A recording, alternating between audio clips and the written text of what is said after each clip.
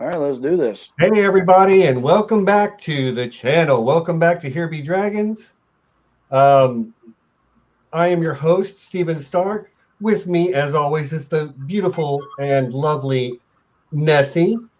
Joining us this week as a special guest is the less beautiful and less lovely my little brother, Neil. Say hi, Neil. Hi, guys. How are you doing?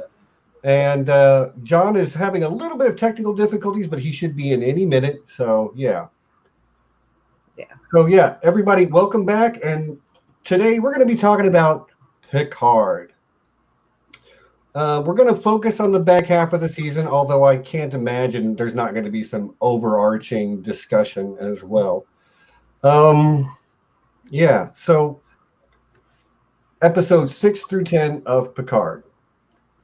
I'm going to start, and I'm just going to say, I don't know that this show met my expectations from the first half. I don't know that the back half met my expectations, but it was still really good. There were a couple of really solid tearjerker scenes. There was some really great acting to be had. There was really a lot of the themes at play were very interesting. But I think some of the plot was a little bit muddled. I certainly think it was worth watching, though. And it was, it was the most excited I've been for Star Trek in a while. And while it didn't quite hit as hard as I wanted it to, or whatever, it did a good enough job to make me definitely want to keep watching and go to a season 2. So I'm going to then bounce to the resident Trekkie and ask Neil. Neil, what are your overall initial thoughts? Personally, I thoroughly have enjoyed this season of Picard,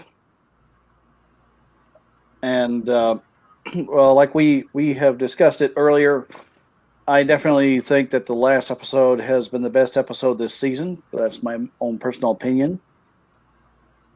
I really appreciate the fact that Picard is still, to me, has part of that Star Trek vision, even though it does kind of turn a bit dark.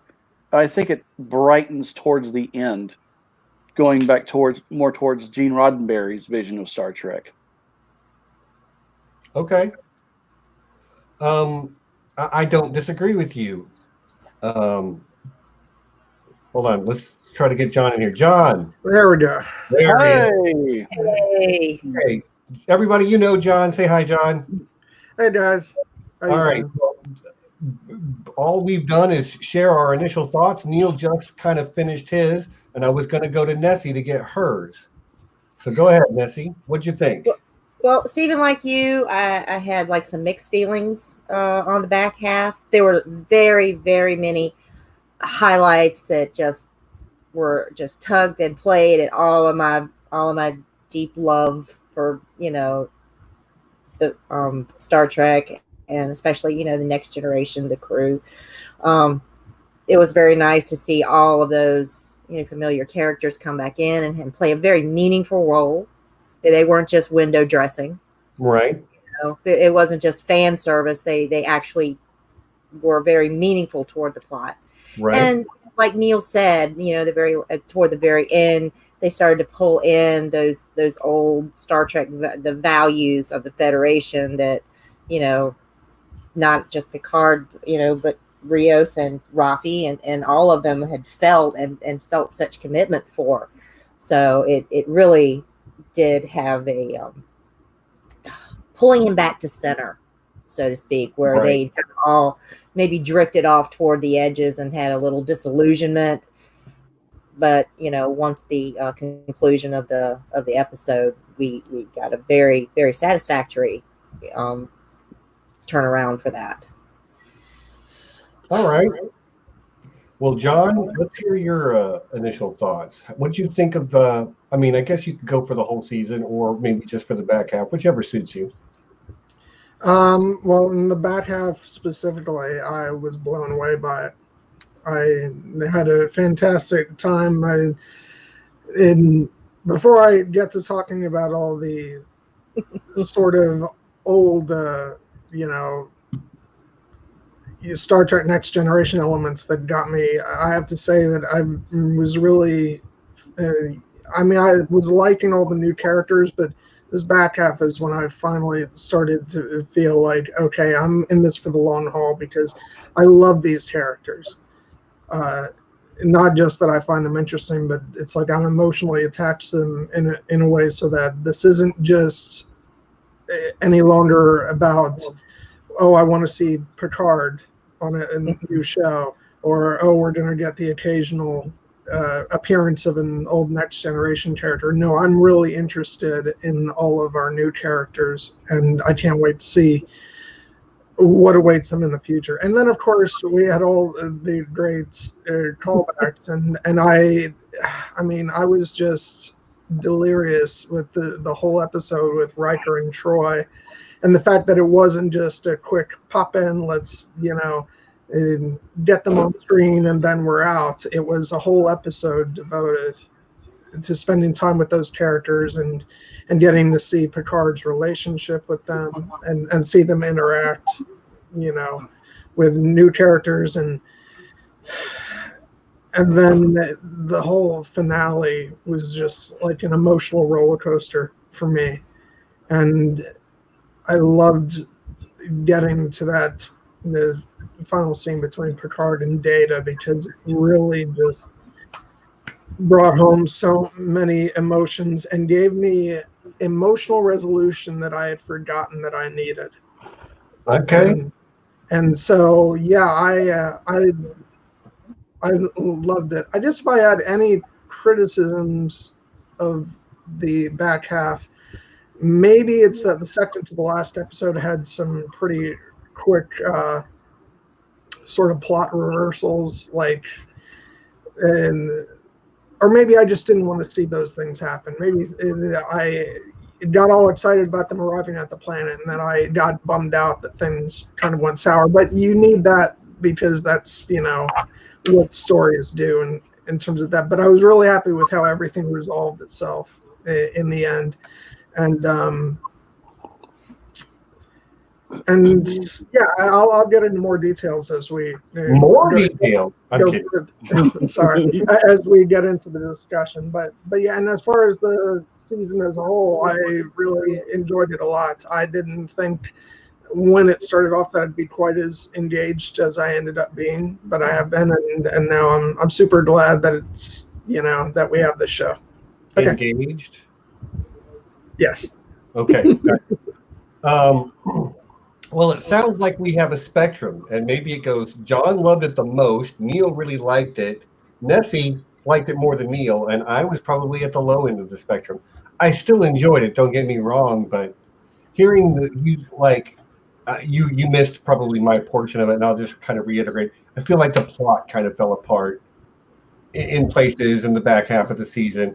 I thought the acting was fine. I thought the themes were fantastic, and there were some places, you mentioned a certain scene concerning Data that may have had me crying manly tears.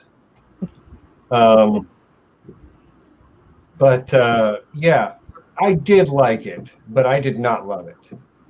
And I feel like maybe the middle of the season was the high point for me. Like, it started off good, it got really, really good, and then maybe I feel like it kind of lost some of its momentum in the back half of the season.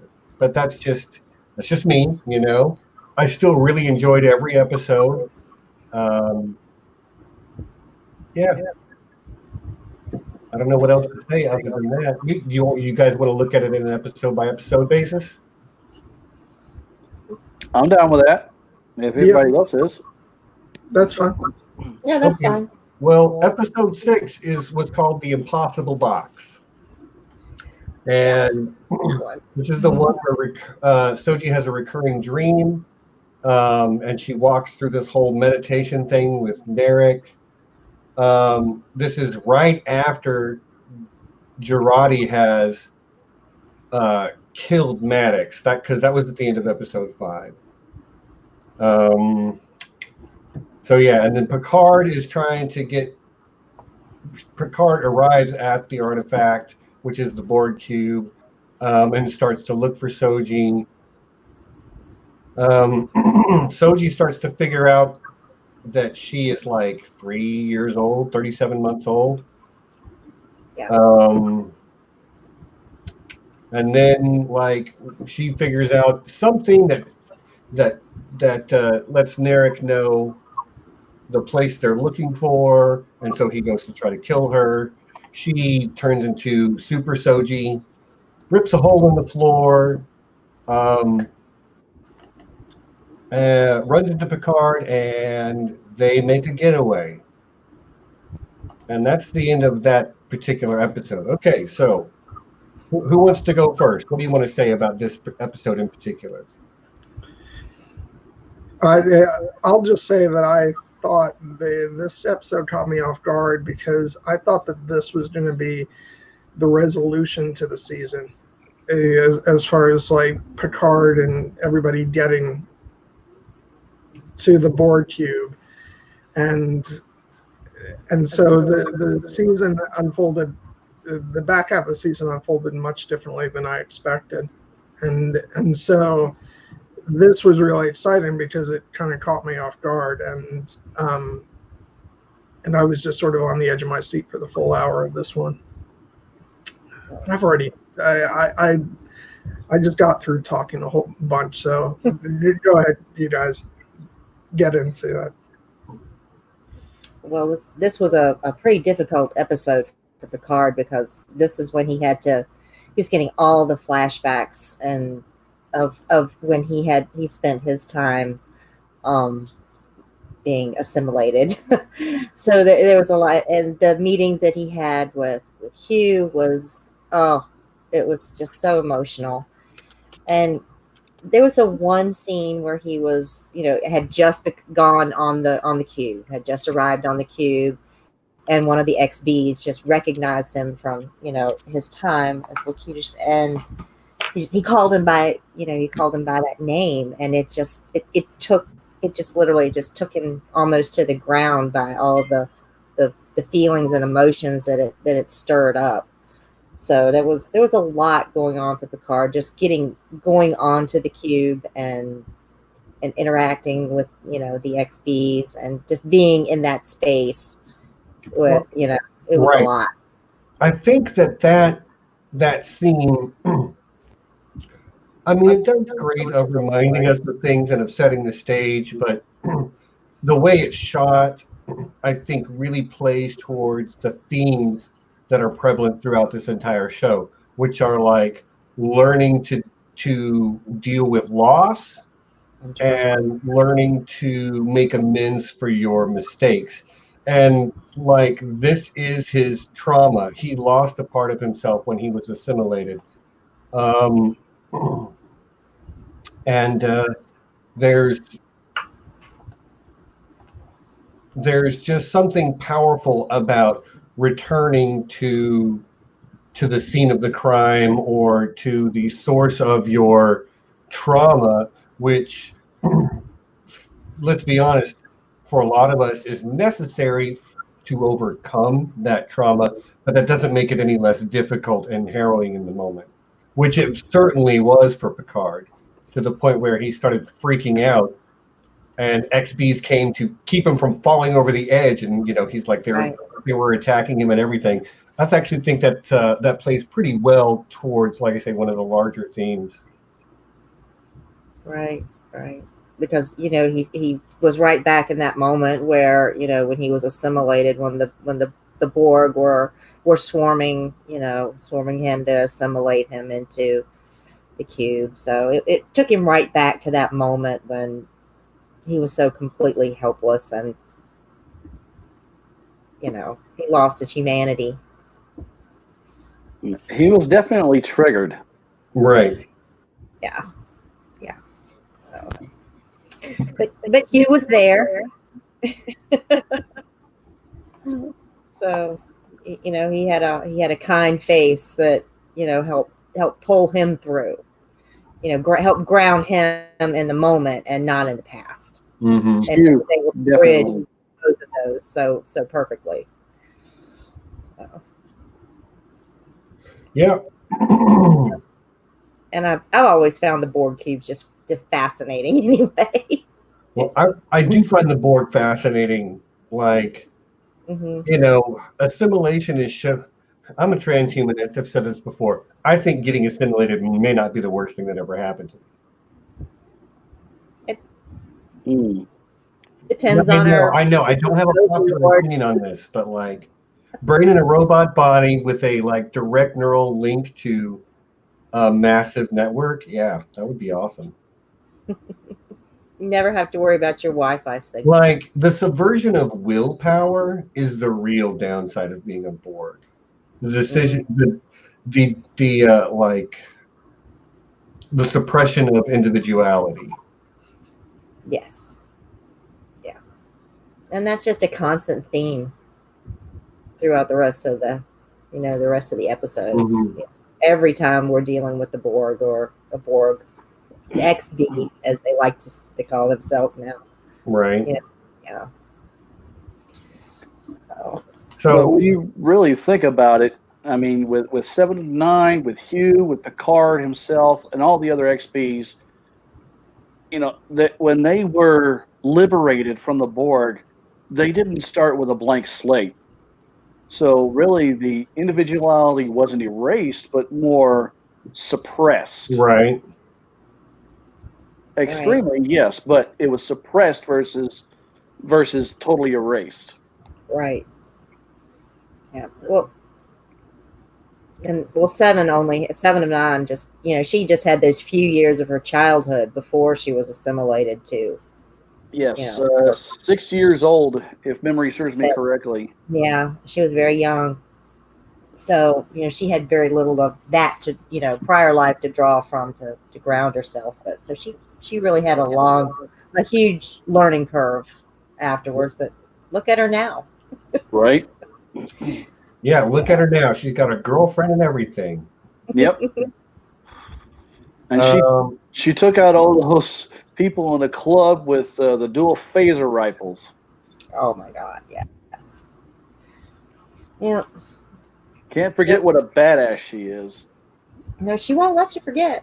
No, although she's not in this particular episode we're talking about, but like there was. What else do we have in this episode that bears mentioning? Well, okay, so like, and I don't know how to do it better, to be honest with you, but I wanted more Soji going through her emotional turmoil before Narek convinces her to go on this spirit journey that's going to unlock her memories or whatever. Right. Seems a little convenient to me, I felt like she was going through a lot of emotional turmoil. Yeah, but it didn't last very long. It didn't last long right there.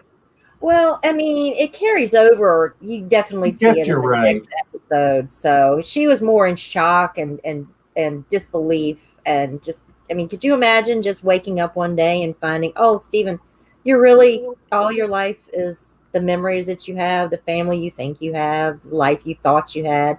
It was all a lie. You're just, you were just hatched a couple of years ago. Yeah, that's an existential crisis. And it was just, I think it was more like, and then she was in the fight or flight response. Okay. So she didn't really have as much time to process it as maybe as we would have liked. I think in that moment, she clings on to the person that she believes she can trust. And we see the fallout of that throughout the next couple episodes where she's not ready to trust anybody after that. So I don't know. It tracks for me, Stephen. Dan, we have not made it to, we're still talking about episode 6, but when we get to episode 10, we will discuss Narek and Narissa. Or like your question specifically about what happened to him. Neil and I actually talked about this, and we did not come to a good answer. No, we didn't. But yeah, we'll get back to that. What else do we need to talk about from episode 6? I will say this. Issa, I can't think of her last name off the top of my head. Briones. Yes, Issa Briones. her physicality is top notch. Like when she gets activated and she starts tearing stuff up, like, Mm-hmm. Granted, they're doing camera tricks and I'm sure there's CGI to enhance it, but like that actress is selling those movements. She really is good at the physical part of this. And completely off topic, I think she's actually got a really great talent there.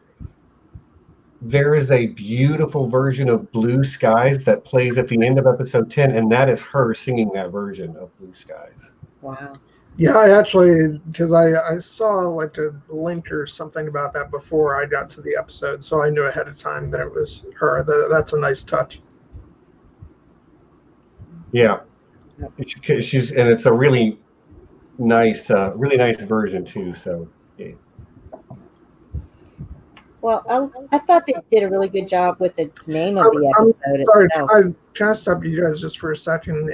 I am hearing an echo at times. Is that just me? Do you guys hear it at all? Not at all. Okay. I wonder what's going on. All right, sorry. I am hearing a little bit. Okay.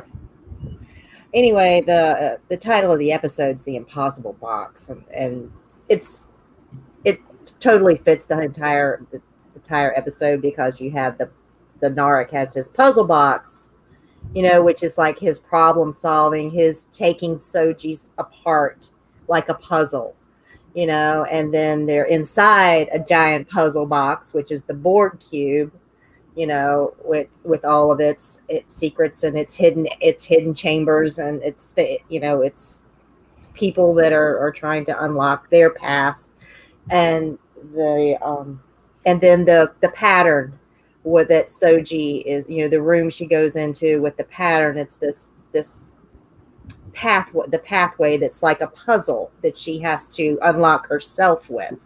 So I just thought the theme of that puzzle box was carried through the whole way, and I thought that was a pretty nice touch. It helped tie all the themes together. Okay, Bernie is saying that I'm the one. I moved my microphone a little bit. Let me know if that's better, y'all. Do you need to unplug and plug back in? No, I don't think that's going to do anything. Maybe. No, well, I was at one point I was hearing it from you, Stephen, and then I also heard it from you, Nessie. So I don't think it's. I don't know what would be causing it. Well, I'm going to do what I can. Let me know if the echo persists or gets worse. Somebody, we'll just we'll keep an eye on it, and all I can do is all I can do. All right, we'll keep going. Okay. It seems like maybe moving my microphone did it.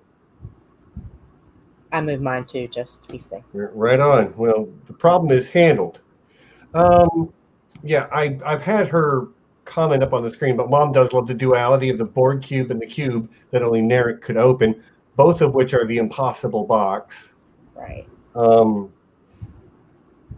And Soji herself is her mind unlocking her, her secret that she has is like unlocking a box. Right on. Yeah, and I didn't do a rewatch, so I don't remember, but like there is something about that box because he still keeps it with him even after he deploys the poison or whatever. Right. So it's possible that will continue to play a part going forward. Okay, well, I guess we can go on to the next episode. And for me personally, this might have been my favorite episode of the whole series. And this one was called Nepenthe. It's so good. So this is the one that opens with the flashback with Dr. Girardi getting the mind meld from Commodore O. Picard and Soji spend the entire episode with Riker and Troy and their daughter. What's the daughter's name? Kestra Riker, Troy Riker, whatever. Yeah, which by the way, that little girl was amazing. She was. Loved everything she did. Yes. But and in this one, this is where Girardi and Rafi and Rios. They're all trying to catch up. They're all trying to get to Nepenthe to meet up with Picard. Elnor is left behind on the cube. Well, he chose to stay. Yeah, well, he did, but he is left behind. He's left behind.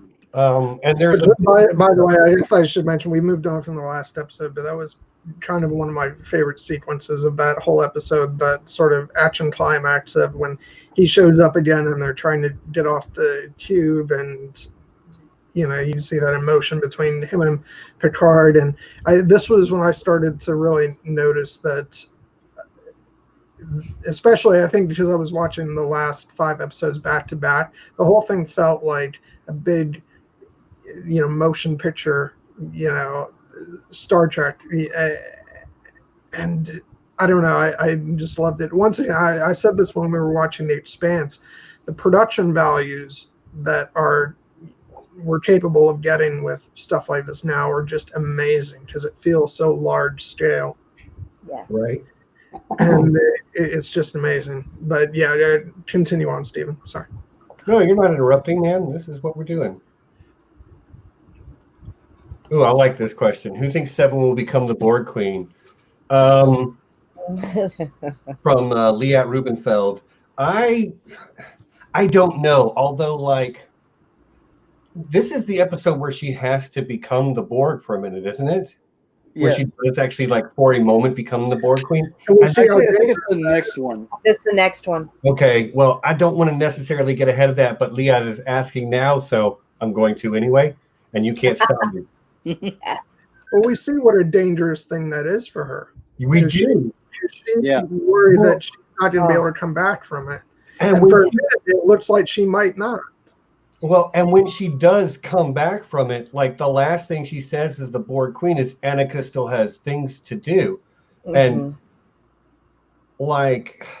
And does that mean that there is some higher consciousness that is allowing her to go because, like a sleeper agent almost, perhaps?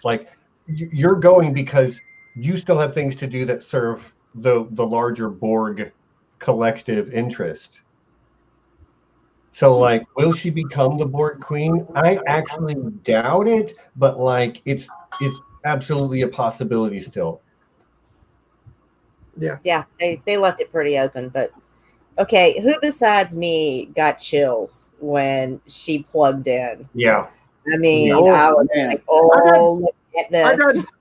I got chills, and I told you guys before, I haven't seen Voyager, so I'm not familiar with her character prior to any of this, and I still got chills just because she's such a phenomenal character, and because the show has done such a great job of, I feel like, introducing her to new viewers. And I could just feel the weight of that. Yeah, the answer to that question is yes. That's a foregone. Yes, absolutely. Who thinks Steven will become the Borg Queen? Yeah. But yeah, it was freaky seeing her like that. But seeing the Borg cube come to life like that with her at the helm, I was like, oh, this is going to be so good.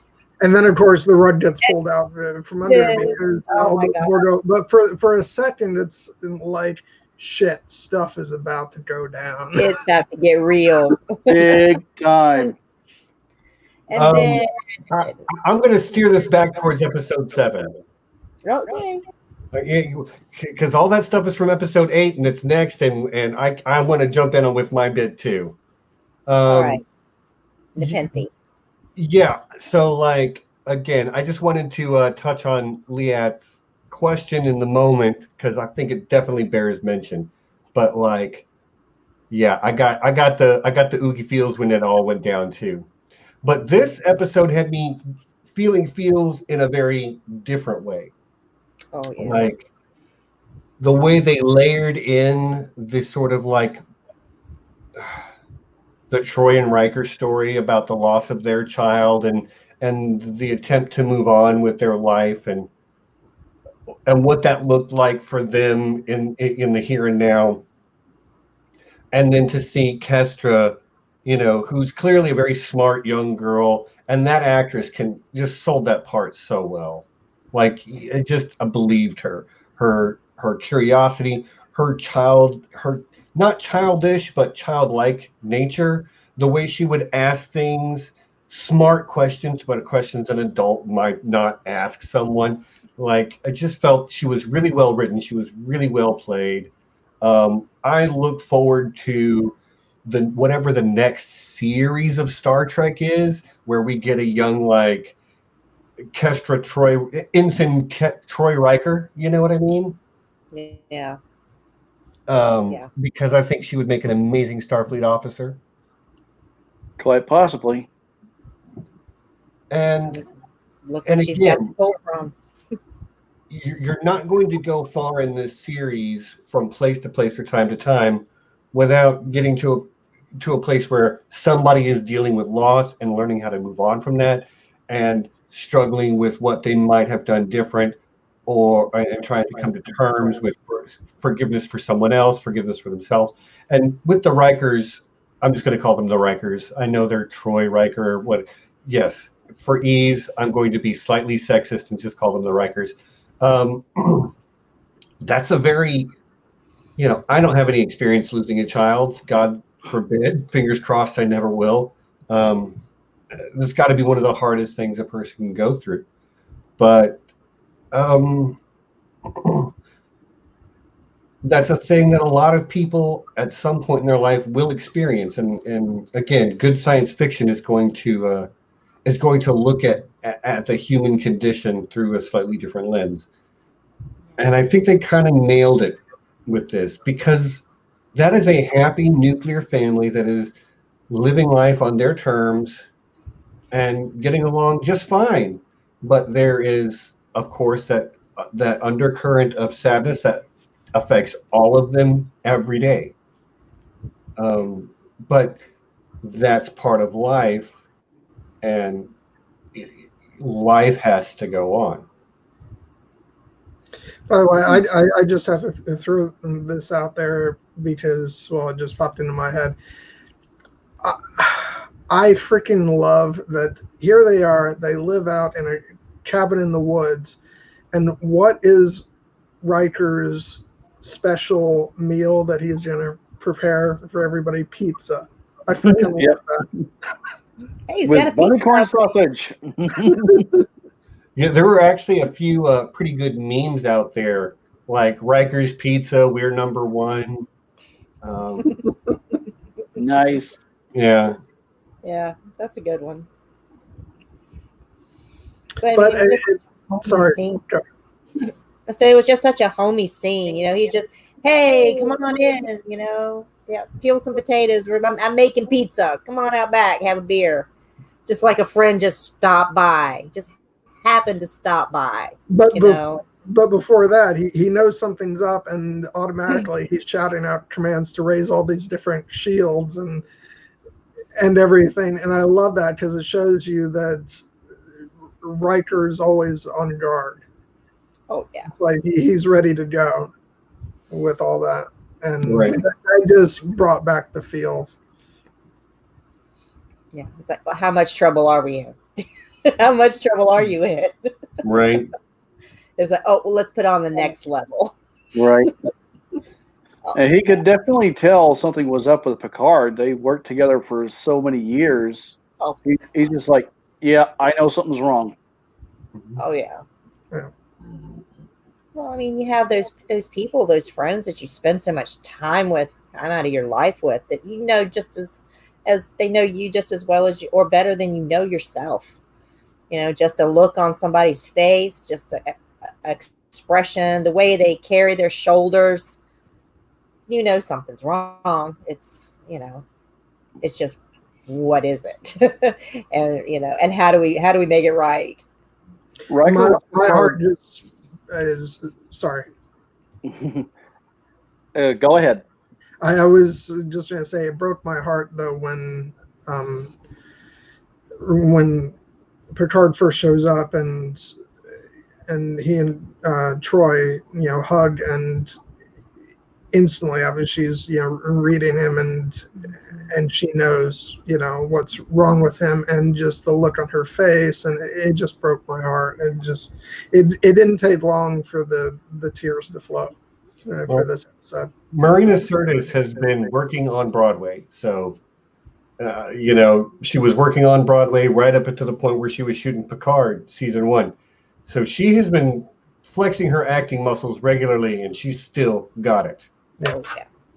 Frakes was fine. Marina Sirtis was fantastic. And what a great mom. Yeah. What Absolutely. a great mom. And I kind of did appreciate how, if you watch The Next Generation, like Deanna Troi drops the fact that she's an empath several times an episode almost. Like anytime she's using her empathic powers, I'm an empath, I can tell. And that's that's serialized television where people are tuning in every week. I like how they showed up here. There was no discussion. You were required to understand her ahead of time. But if you did, like what she was able to convey with just, as you say, a look was very, very powerful. Yeah. It was a lot more show, not tell this time, as opposed to tell. Yeah. And it had an emotional resonance for me because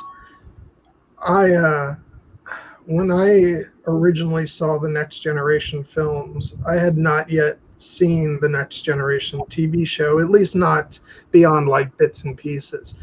So I remember when I first saw the films, I wasn't as tuned into the fact that she was an empath.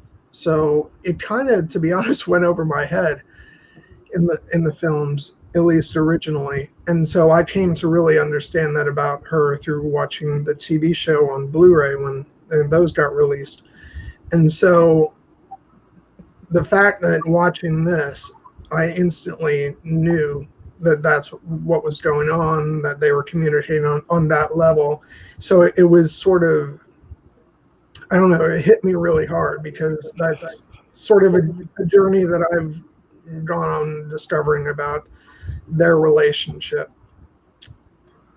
through that way. And so, yeah, it was wonderful.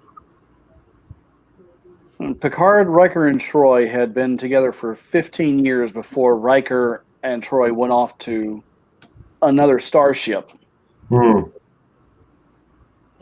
That was mentioned in Star Trek Nemesis during Riker and Troy's wedding. Right on. 15 years is a long time to know a person. Yeah. I do want to, Dan, Voice of Reason, did bring up that this is the episode where Hugh dies. It is, in fact. A dagger thrown to the throat. Yeah. I was not satisfied with that. I hated it.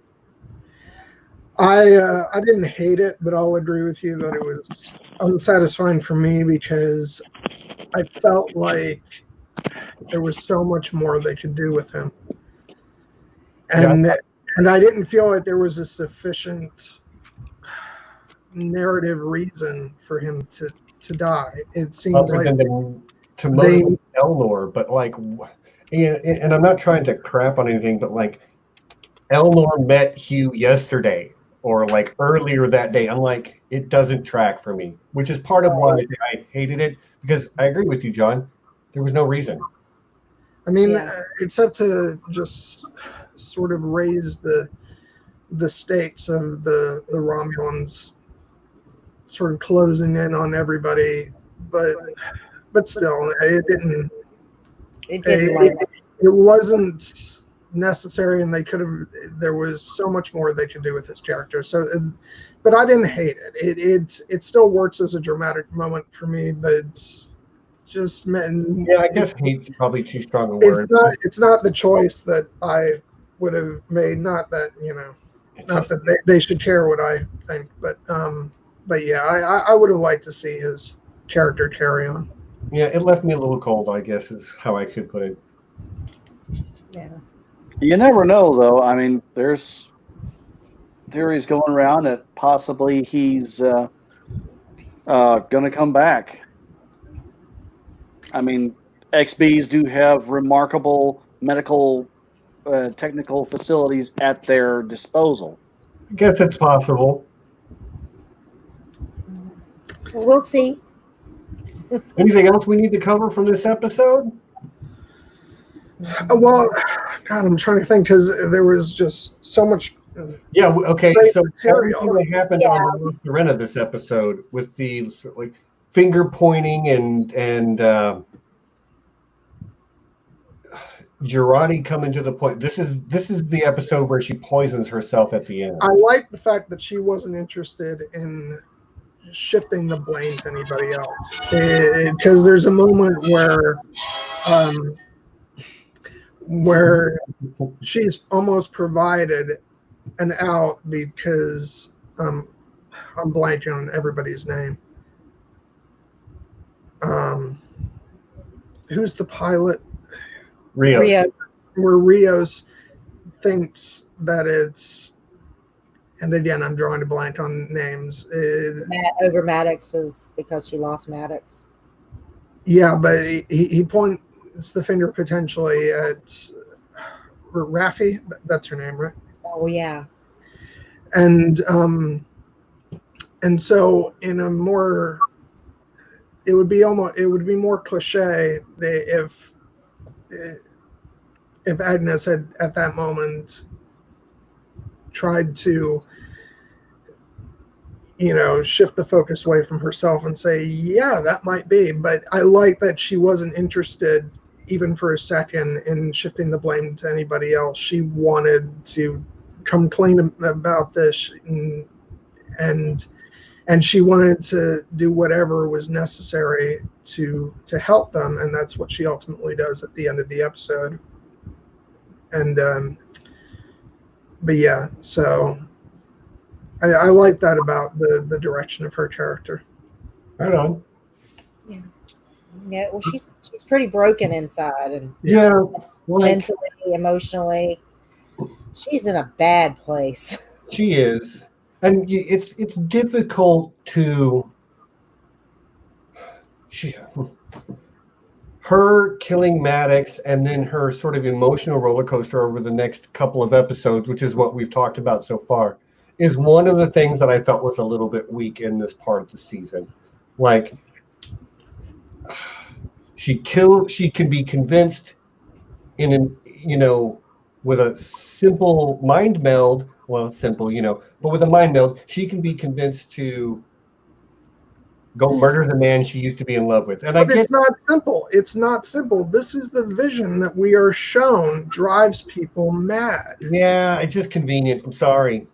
But it didn't drive her mad. It just made her go kill the man she was in love with. And then because she wasn't experiencing the full-on actual, I'm just saying. Then she tries to poison herself, and then, she comes around and, I'm never going to do that again, and I'm a good guy again. I'm sorry, that was a bit too fast for me. Liat, hi, welcome to the channel. I don't know that we've met before, but you've agreed with everything I've said so far, so you can stay around as long as you like. Yeah, I have to agree as well. And yeah, Sauntevia, Agnes was definitely scared. Yeah. So, John, I know you think you really enjoyed it, but I just can't help it. This is how it feels, Your echo increases the more you're wrong, Stephen.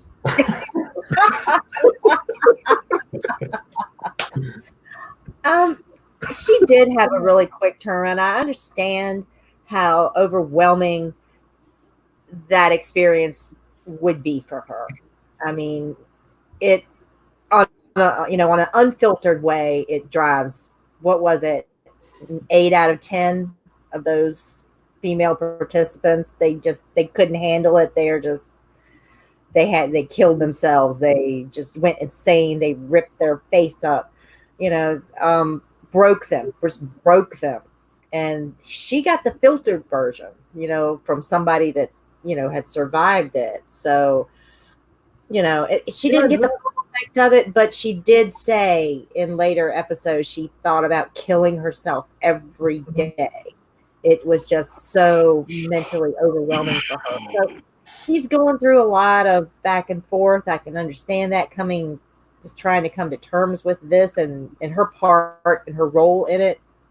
But I do agree that they waited maybe a little bit too long in the season to give us that. Maybe if they had given us the mind meld earlier, we could have understood her motivations for what she was doing. Yeah, but they didn't want us to suspect her, which is why they didn't do that. But didn't work on John. No, John called it. Yep, sure did. Yeah, but I didn't know the nature of her duplicity, shall we say, but I suspected it was something more along the lines of this, that she believed that she had to do it for whatever reason. But it's not like I believed that she was a villainous character from the outset, which she's not. Right. Yeah. Well, at least we learned what killed the Borg cube. Yep. Yep. You assimilate somebody that crazy into your collective, it's going to overload your circuits. She had just come off of the what was her name? The older Romulan, the aunt of Narissa. They both underwent the awakening or whatever at the same time. The other survivor would be Commodore O. No, because she was the one that was leading the group. Okay. Aunt, who actually was on the Borg cube and got assimilated on the Borg cube. And they were the last people assimilated, the only Romulans.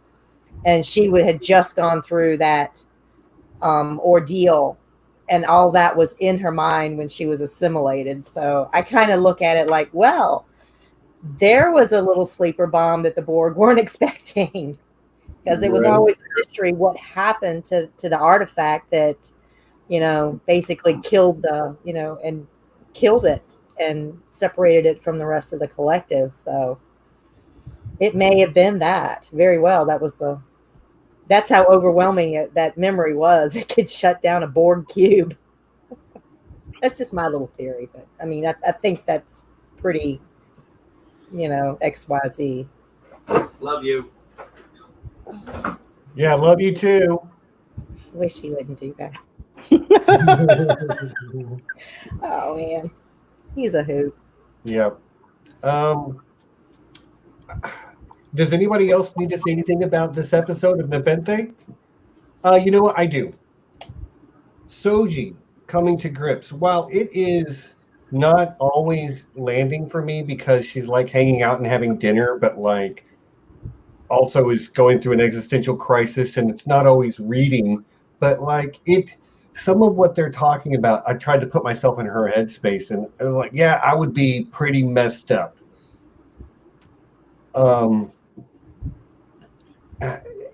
As a person who is fairly confident in who he is and what I represent in my life, of course, it would be very difficult to come to grips with not being my background, not being what I thought it was, but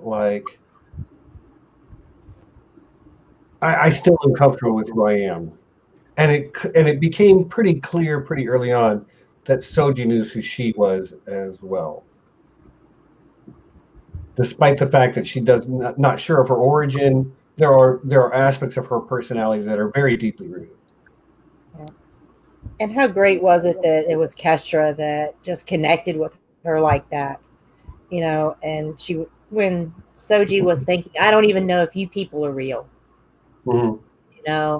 I don't know if any of this is real. And then there's Kestra, like you say, she has this childlike innocence, but asking those very pointed and adult questions that she's able to connect to, which in a way is very similar to Soji herself.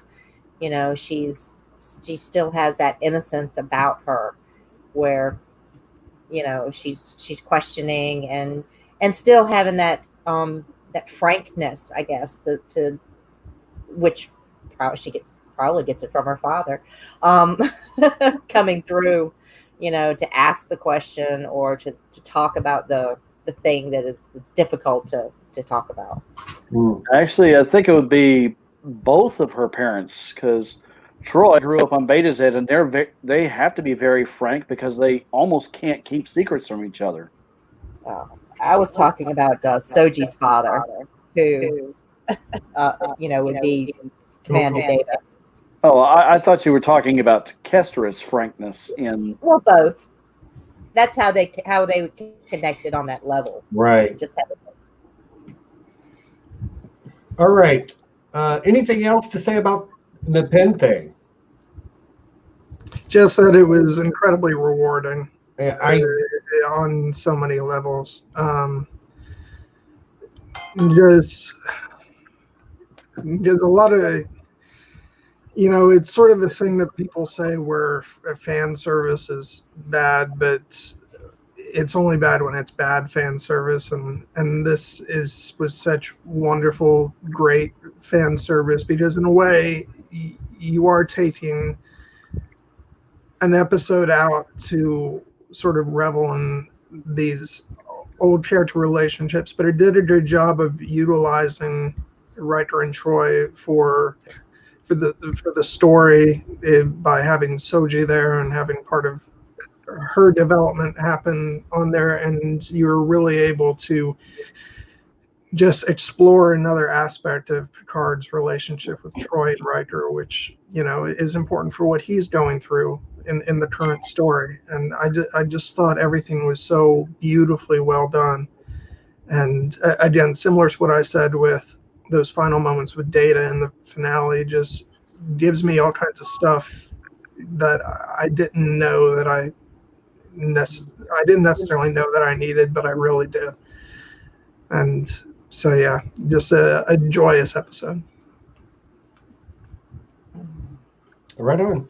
Well, we're going to get into the next few episodes right after I run through the mid-roll. So, yeah, everyone, you know by now, if I don't remember, I will not remember to tell you to please like and subscribe and all that stuff, unless I take a break in the middle of the stream to actually do it, because I never remember. So yeah, please drop a like. That's as I understand it, the best way to spread the visibility of the live stream. So please just hit that thumbs up button. If you're enjoying what we do, hit subscribe. We talk about different stuff every week. We'll be talking about an Expanse character. Next week, we're going to be touching on everybody's favorite, Amos Burton. So like, yes, there was a poll on Twitter, and with one crucial exclusion. We decided we were going to do Rossi Crew first. I believe you decided. Okay, I believe I decided that we were going to put the Rossi Crew up first. That's four. There were 4 people, and Amos got half of the votes. So, to the surprise of no one. No, not really surprised. So, next week we will be talking Amos. After that, we don't really have anything on the schedule. And you guys can feel free to throw stuff at us, make suggestions. We can talk about anything that is sufficiently nerdy. Is Anna in the chat? Because I know she has a suggestion. Who? I said, is Anna in the chat? Because Anna is not in the chat. She came by before the chat started and said she wasn't going to take it. Yes, John, blah, blah, blah, blah, blah. I know. You want me to watch puppets. I got you. Also, I cannot. But you've already said that, you love the show now. Yeah, I did. Yeah, you did. That's right. When you confessed. When you hacked into my system. We can't forget to shout out ridiculous Ed Tollett. You know we love you, Sean, #1 patron in the land. And for anybody who wants to become a patron, that link is down below. For anybody who is a patron and you have to not be a patron anymore, because let's face it, we're in a pretty difficult time right now. There's never been hard feelings. Being a patron has always been completely up to you, and you can leave for zero reason whatsoever. But so please, nobody feel beholden to being a patron or remaining a patron if you can't afford it. We're all having a rough go right now, and I just want my friends to keep coming and like hanging out on Sundays. What else do we need to mention? Oh, John has a brand new channel. It's going right now. He's got one piece of content on there so far. We did a live stream. I was a guest on his channel, as was Helen, to talk about Lord of the Rings. John is going to do a lot of. Well, John, you know what? You tell. The link's in the description, but you tell people what it is you're going to be doing. Yeah, so for the first thing we did was for Tolkien Reading Day, which was spur of the moment. I decided to, since it was Tolkien Reading Day, I said, you know what, this is the excuse to go ahead and start. So I did, and I think it went really well. We had lots of fun, but my focus primarily is going to be on different films and television shows. There's my echo. I can hear myself echoing. That's weird. But I've been wanting to sort of do this for a while because, what we do on this channel has a very singular focus in that it's, deep culture centered. And I want to kind of cast my net a little wider. And I'm going to cover all kinds of films and television shows. This coming Tuesday, I'm going to be trying something a little different. It's actually my birthday on Tuesday. So I'm going to be doing a stream where it's going to be me just talking to whoever shows up. And I'm just going to talk about my love of film in general. And, if you guys want to come by, you can ask me questions and, whatever. And hopefully we'll just have a good time. I just wanted to take an opportunity basically to engage with you guys directly. And then in the coming weeks, I'll keep it I guess it's not really a surprise. I'll say so because I talked about it on Facebook and on Twitter. Nessie and I are actually going to be covering the first season of the television series Rome, which is really exciting because Rome was kind of almost like a precursor to Game of Thrones. It unfortunately only went for like 2 seasons, and just because those were the days back then, and HBO was a little skittish about keeping shows like that going long term, and they didn't know about the impact of DVD sales and all that. But anyway, we'll get into that. So, this Tuesday it'll be at 4 p.m. I think we're aiming normally for Thursdays at 2. 2 p.m. Eastern. Yeah. Just because Eastern time, yes. Yeah, we would have done it later, but there's other streams conflicting. But for this week, it'll be Tuesday at 4. And I'm going to be really super nervous because I've never, ever done a stream just by myself. So, yeah, I'm fingers crossed that everything goes smooth. But, yeah, so we're going to be doing that. And I hope you guys stop by. They're really excited, scared, all that stuff. Yeah, John, what time on Tuesday again? 4 p.m. Eastern? Yes. There you go. 4 p.m. Eastern on Tuesday for John's birthday stream. I will be there in the chat doing my best to make you feel like an old man. Yeah. And I'll be rooting for you, John. I'll be in the chat too. And the link is not in the description because I didn't get it soon enough. But Nessie, you're starting your own channel. Well, Stephen, I've been hinting about it for the last year, ever since, Con of Thrones last year. And I can't let my little brother, get ahead of me. And Too late. but I've been thinking about it, and So I figured with all this extra time on, that people are wanting content, it was as good a time as any to, kick myself in the seat of the pants and get out there and finally do it. So yes, I have a channel. It is called The Unspun Yarn.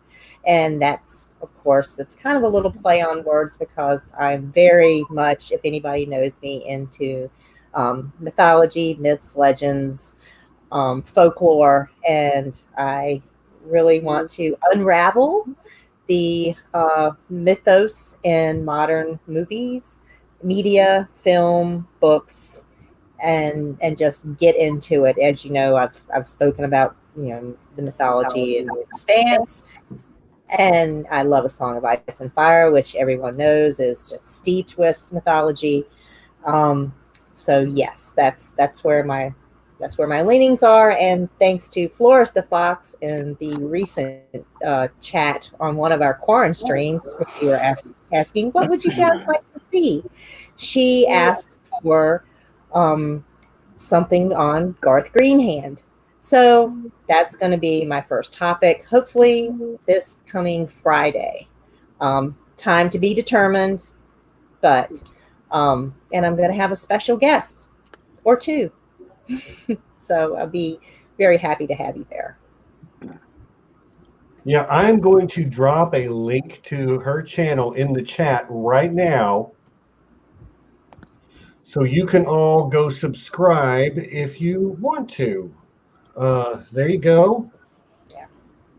So there's nothing on your channel yet, but hopefully in less than a week we'll have something on there, and I look forward to seeing it. I love me some mythology too. I'm happy for both of you guys for reaching out. So to y'all in the chat, here in about 6 months when they both decide they don't need me anymore, I'll be for 2 new co-hosts. Okay, so just relax. Your time will come. Okay. So that should be everything for the mid-roll. Thanks for bearing with us through that. It's a bit longer than the usual, but they're both, you guys both have new projects coming, and I'm excited for both.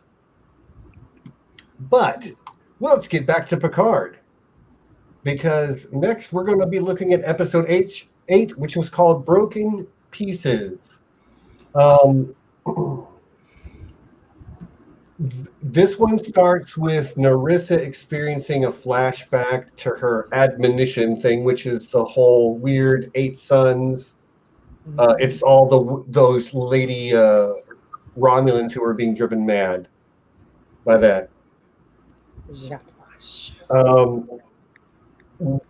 On board the La Serena, which is caught up with everyone, the moment Rio sees Soji, he gets reminded of maybe the worst day of his life because of her resemblance to someone else. He does end up telling Rafi about that, and covers like the murder of the 2 envoys and then the resulting suicide of his commanding officer, which is a pretty harrowing story. Girardi pulls through and admits to the Maddox murder. She doesn't try to even hide it.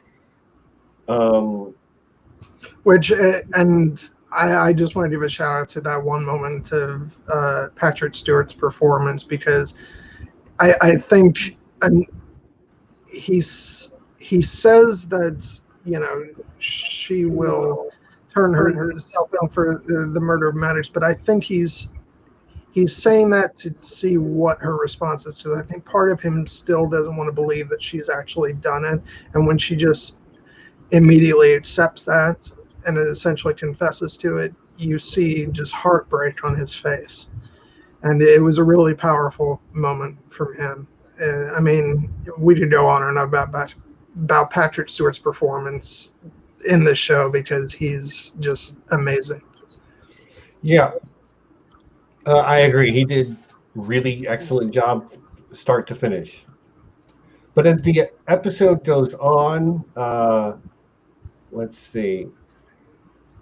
like a lot of the meat of this episode is happening between Jurati and Soji, as Soji is starting to come to terms with her identity, and Jurati is starting to come to terms with what she did, and how that can place them on different sides, how they can be somewhat sympathetic to each other but still adversarial at the same time. I thought that was a really nice way to pair up those two characters. Rafi figures out that it was the Zhat Vash behind the synth attack on Mars. The Lost Arena is like going to Soji's home planet. Narek is following them. But a lot of this episode also takes place on the artifact between Seven and Elnor, and this is where we get the Borg Queen Annika moment. Mm-hmm. That was so like it was pretty chilling in the moment to me. Is this the episode where Raffi is conversing with all the different versions? All the hollows. Yeah, because that was, I remember just watching that scene and just cracking up because it was so good. Oh, it was the best. It was the best. Yeah, Santiago Cabrera is knocking it out of the park. Really playing all these different versions of himself.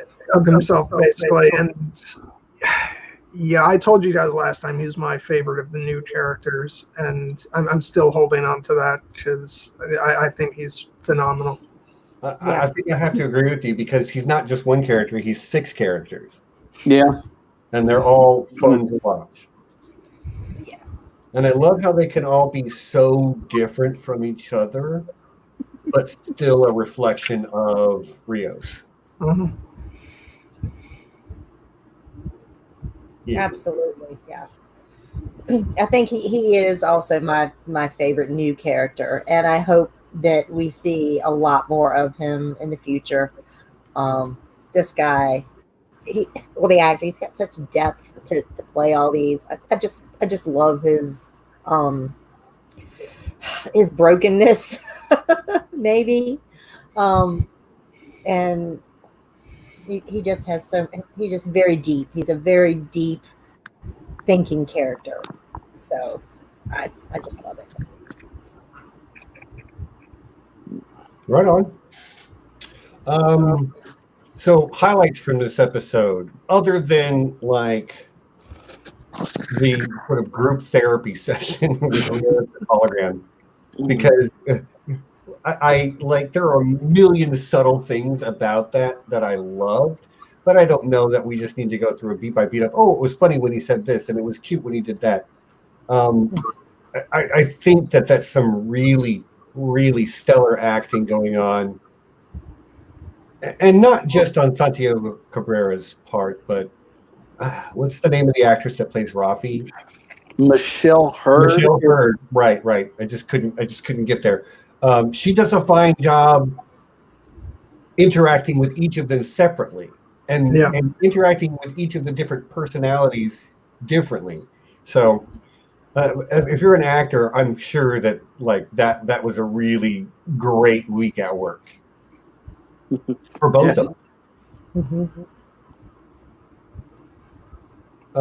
Let's see what else happened. Okay, so there's a lot of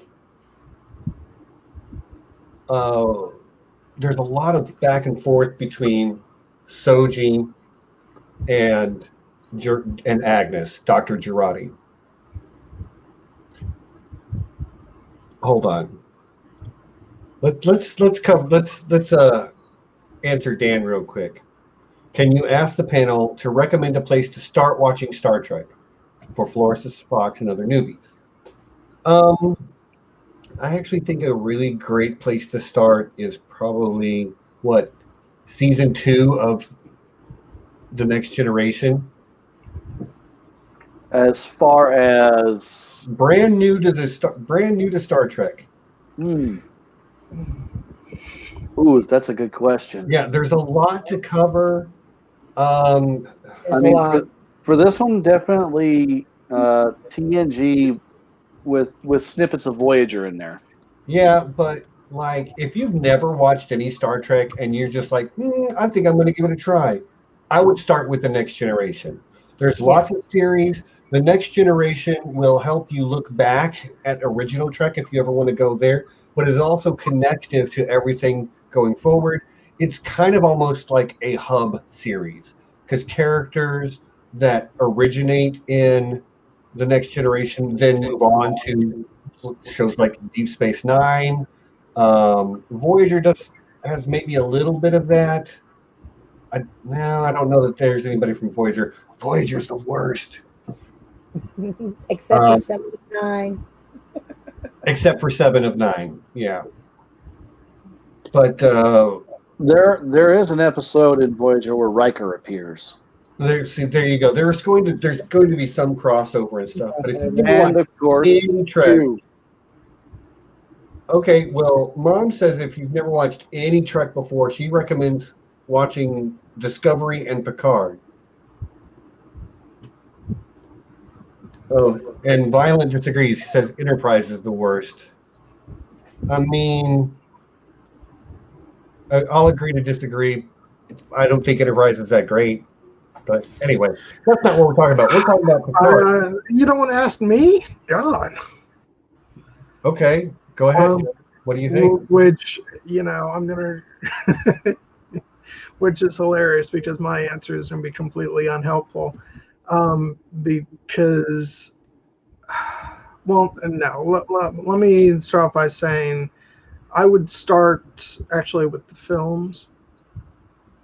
But the unhelpful part is you can start with any of them because this is exactly how I got my start in Star Trek. Strangely enough, the very first Star Trek film I ever saw was The Undiscovered Country, which is number 6 of the original. It's a good one. And then I proceeded to go backwards, watching 5, 4, 3, 2, and 1. It was so weird. I don't know. You went from maybe the best one to maybe the worst one. Yeah, but I was a kid back then. It's like it was all, Right. it was all Great when you're a kid. Yeah. So, but I guess my point is that when it comes to Star Trek, you can pretty much get dropped in the middle of something and just find your way. I And mean, that's it's harder with Picard. It's harder with Picard because there's so much established continuity that they're just expecting you to already know. Yeah. So, but like, I still think you could just start with Picard and enjoy it. I really do. Now, some of the emotional beats are not going to land the same way. Like at the end of episode 10, where Picard is having a conversation with Data, like there is probably some level of emotionality just based on how good those actors are for people who are not familiar with the preceding material. But if you do know Picard and you do know Data from other stories you've seen them in, it lands much more. But I'd be interested to hear the opinion of somebody who hadn't seen Next Generation because, like, I've said several times I haven't seen Voyager, and I'm automatically cued into 7 of 9's character. So I wonder how the arcs of like Picard and Data and all that translate to first-time viewers. I'd be interested in hearing that.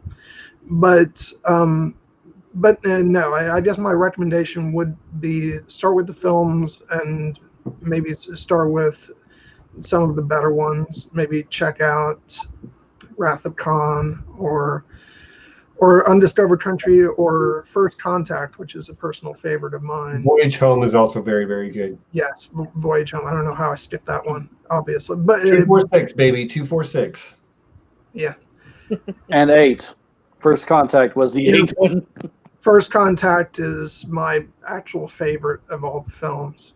When it first came out, I actually saw it twice in a row in the movie theater. Oh, in a row. That's pretty cool. Yeah. I loved it so much I couldn't get enough. So, what more about this episode of Broken Pieces do we need to talk about? I do want to go ahead and extend an olive branch to Stephen as far as the character journey that Agnes goes on, because while a lot of it still tracks for me, I do think that maybe they could have made things a little more, I guess, gradual, and also it is incredibly understanding of the crew that she's not confined somewhere at this point. So I do think that that's a reasonable complaint. Well, thanks, man. But I'm going to call off the hit squad. but no, I don't know. But it still works for me. I guess because overall the show works to me on sort of the camaraderie of all the cast members and because the emotion of the story, that even if I have a minor quibble with something like that, it kind of the show still gets away with it for me. I did not love that, like 3/4 of the way through the episode, Jurati and Soji are having a conversation, and I'm actually getting the feeling that Soji might go after Jurati. Am I a thing to you? Am I a person? And I'm looking at Jurati and I'm like, I don't know what she's going to answer. But by the end of the episode, we're friends and that's it. And that's cool. And it's never going to affect anything moving forward. So like the conversation they were having about, Jurati's looking at her and she's like, you've got 3 beauty marks. You're a work of art. You were lovingly crafted and created on purpose. And then Soji's got this whole like, yeah, but am I a person or am I a thing? And there was such like, not anger or rage, but like she was not having. No, I'm gonna say it wrong. Soji was not. No, I understand what you're saying. Not in a good place. Yeah. It was almost indignation. Yeah, there you go. That's a good name, good word for it. Yeah, and it's like she was being placed on trial almost. Am I real? Am I a person? Am I a thing? And she's asking these questions like, when you get thirsty, I drink. When I feel bad, I hurt. I cry. It's all of the things that. I do think that Soji was trying to get a read on Agnes and almost trying to provoke a response to see if she could trust her or not. Because at this point, she's going through a sort of transformation where she's gaining more of her original self, so to speak. Right. And I think she's also gaining the ability to read people, and so I do feel like she's almost trying to provoke her in a way. I think she's satisfied by the end of it to the point where she's willing to not necessarily trust her, but to sort of move past it for the time being, because she recognizes that she is satisfied enough to the point where she's not going to be a danger to her. Well, you say provoke, and that's probably the best word to describe how it felt to me. Yeah. She wanted a confrontation so that she could gauge or read her response, like you said. Yeah, right. That's how I felt. But again, that just comes back to this idea of dealing with loss and finding forgiveness for yourself and for someone else. And by the way, I wanted to point out, y'all see the blanket this week, right? It's not the typical Jones blanket. This is it's like Spock and Kirk and who else is on? I see it now. I didn't notice it before, but it's got Spock, Kirk, McCoy. It's got some planet stuff on there. It's got an Enterprise on there. That's Mom's blanket, also made by the mother of blankets, Nancy T, who is known for her Game of Thrones blankets, which you can see on my my bed literally every other week that we live stream. But we had a really nice barbecue and after Con of Thrones in Dallas, and Nancy T came to that, and my brother and my mother both helped make it happen because I was busy at the con, so they went and picked up the barbecue and brought it but yeah, Miss Nancy was very generous and made blankets for both of them. But they're not the biggest Game of Thrones fans in the world, but they are big time Star Trek fans. So there you go. Got Mom's Star Trek blanket on the bed. No, also, yeah. The cup that I have been drinking out of, this is for Starfleet Academy, Department of Astrophysics. Drinking Earl Grey tea, mind you, as well. Is it hot? It was. And also, of course, wearing the Star Trek shirt. Right. You're winning, Neil. Nobody doubts that you're winning. So what else needs to be said about broken pieces? Oh, that's an excellent name for the episode too, because everything in there is broken. Yep. The people, absolutely. Yeah, you know, and they're all picking up the pieces and trying to put themselves and their lives back together after just such upheaval. So they've done a great job on even the episodes. I'll say that. Yeah. And so we have the 2-part finale. Yeah. Next, That's right? in Arcadia Ego, where everything kind of comes to a head and goes sideways all at once. Big time. As TV is wont to do sometimes. All right. So, in Arcadia Ego, part 1, Picard, okay, everybody that's on the Lost Serenity together, which is everybody except that started out on the crew except Elnor. They arrive at Soji's homeworld, Capelius. Yeah.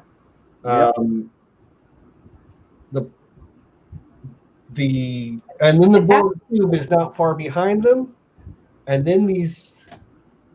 I'm sorry, this is the worst part of the series to me. These flowers float up and grab a hold of the spaceships and bring I them. love them. They're orchids, Just so out there. That's great. That's great, and I'm glad you liked them. I thought it was ridiculous. I'm sorry. I wish I didn't. Space orchids. They were pretty to look at, but I'm like, really? Plants that fly into space to grab your spaceship and bring you down to the planet? I'm just, no, I wasn't feeling it. They were a version of orbital defenses. Yeah, I get it. I get what they were meant to be, but like, I didn't like it. But okay, we're moving on from that. Okay. There's a whole bunch of stuff that goes down in this episode because we meet a bunch of new characters. All these gold skin synths in pairs. We do meet Dr. Alton Soong. Dr. Alton Soong, who I was convinced was lore. I was wrong about that. But the other thing is, since the synths are created in pairs, where's his twin? He's not a synth. It's not a synth. Yeah. Are you sure about that? Yeah. Well, he's ostensibly Dr. Noonien Soong's son. Yes. Yeah, they stated that. Yep. But in the Next Generation, every episode with Dr. Soong in it, they never talked about him having a biological child. Doesn't mean he didn't. True. However, being that early, because you're talking like 30 years or more, well, I suppose it is possible. No, Yeah, I thought they made it clear that it was actually his biological. Well, that's who he professed to be anyway. Right. But like, I thought he was lore, but as far as I can tell, he's not lore. But I thought he was. but I didn't expect to see that face. That was wonderful. I was jumping out. That was a great cameo, and it was welcome. So I did not expect to see that.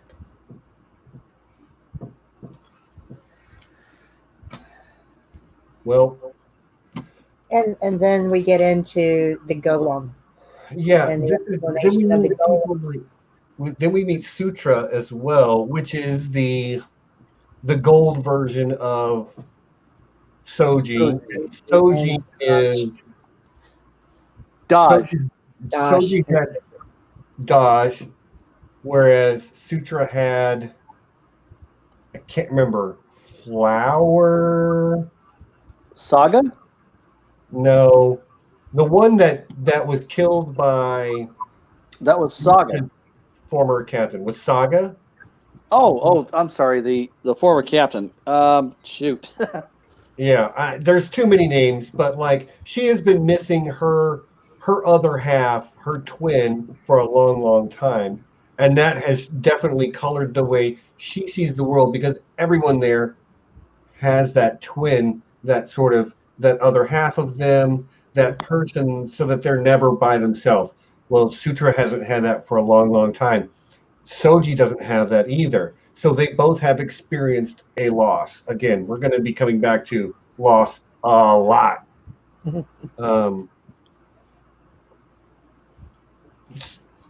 But they each are responding in very different ways.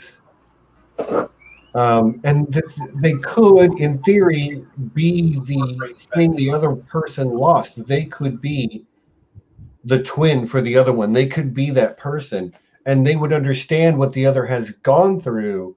But it's unfortunate that it would take both of them to do that, and Sutra's not interested in that. Not really. What else? Narek gets captured and imprisoned. Picard is imprisoned.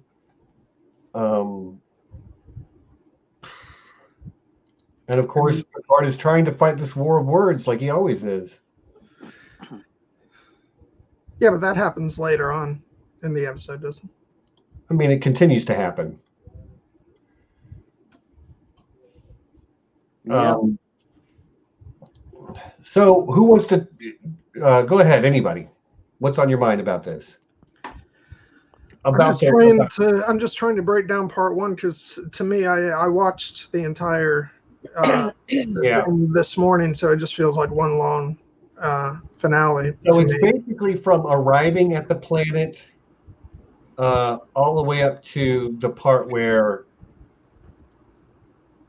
they kind of like the other shoe drops and they grab up Picard and imprison him. Okay.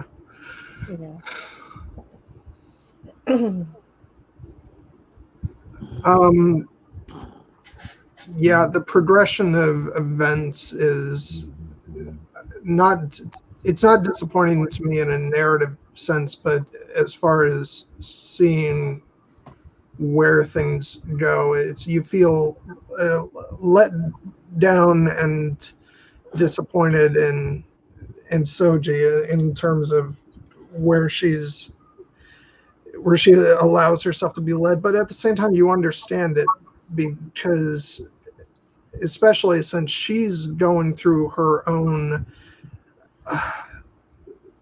sort of trials with trusting people. That's what her story has been for the last couple episodes, and she's finally found home, and so she wants to help protect the family that she knows is truly her family. So you can see how she allows herself to be taken along in this objective to essentially free themselves from their oppressors. Yeah. But it still sucks, because you just hate to see things go that way. Well, one of the things that she says is she has no choice, which is a thing that people say, and they're wrong every time they say it. I love that line by Picard. To say you have no choice shows a lack of imagination. Right. Yeah, you always have a choice. You don't always have a good choice, but you always have a choice. Buffy the Vampire Slayer taught me that. seriously, go watch Buffy the Vampire Slayer. It's way better than its ridiculous name gives you credit for. It's a fantastic show. But are you a fan of Buffy, Stephen? me? I wasn't aware of that. Are you kidding me? I'm gonna shut up. We have 2 dogs named Xander and Willow. Yeah. You're trolling me. I got you. Yeah. He's heavily trolling you, Steve. I'm just like, what? Really? No. But yeah, like she is hurting. She's had her loss, and that hurt her, and now she has found a new family, which is then she is threatened to lose them as well, which is why she's reacting in this way, saying she has no choice. And again, I have no choice means, again, a lack of imagination. It also means that I'm not willing to deal with the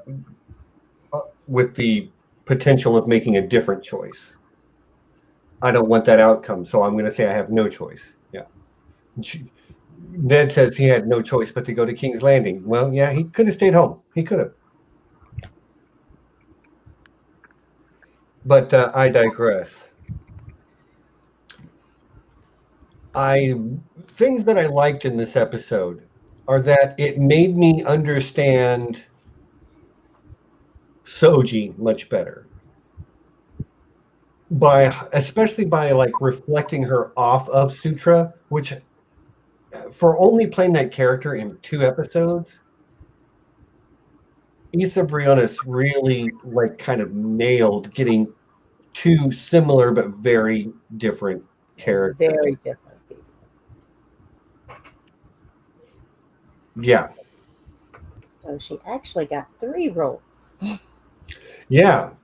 She's not that Daj had much to do. Right. No. She got to die. One thing I will say too is that Ramda, the Romulan who got assimilated, when she saw Soji, recognized her and said, "Which one are you, the one that lives or the one that dies?" Because the one that lives is the destroyer, but it's not Soji, it's Sutra. Sutra is who she was actually recognizing when she saw Soji. Oh. Seb Janeb. Okay.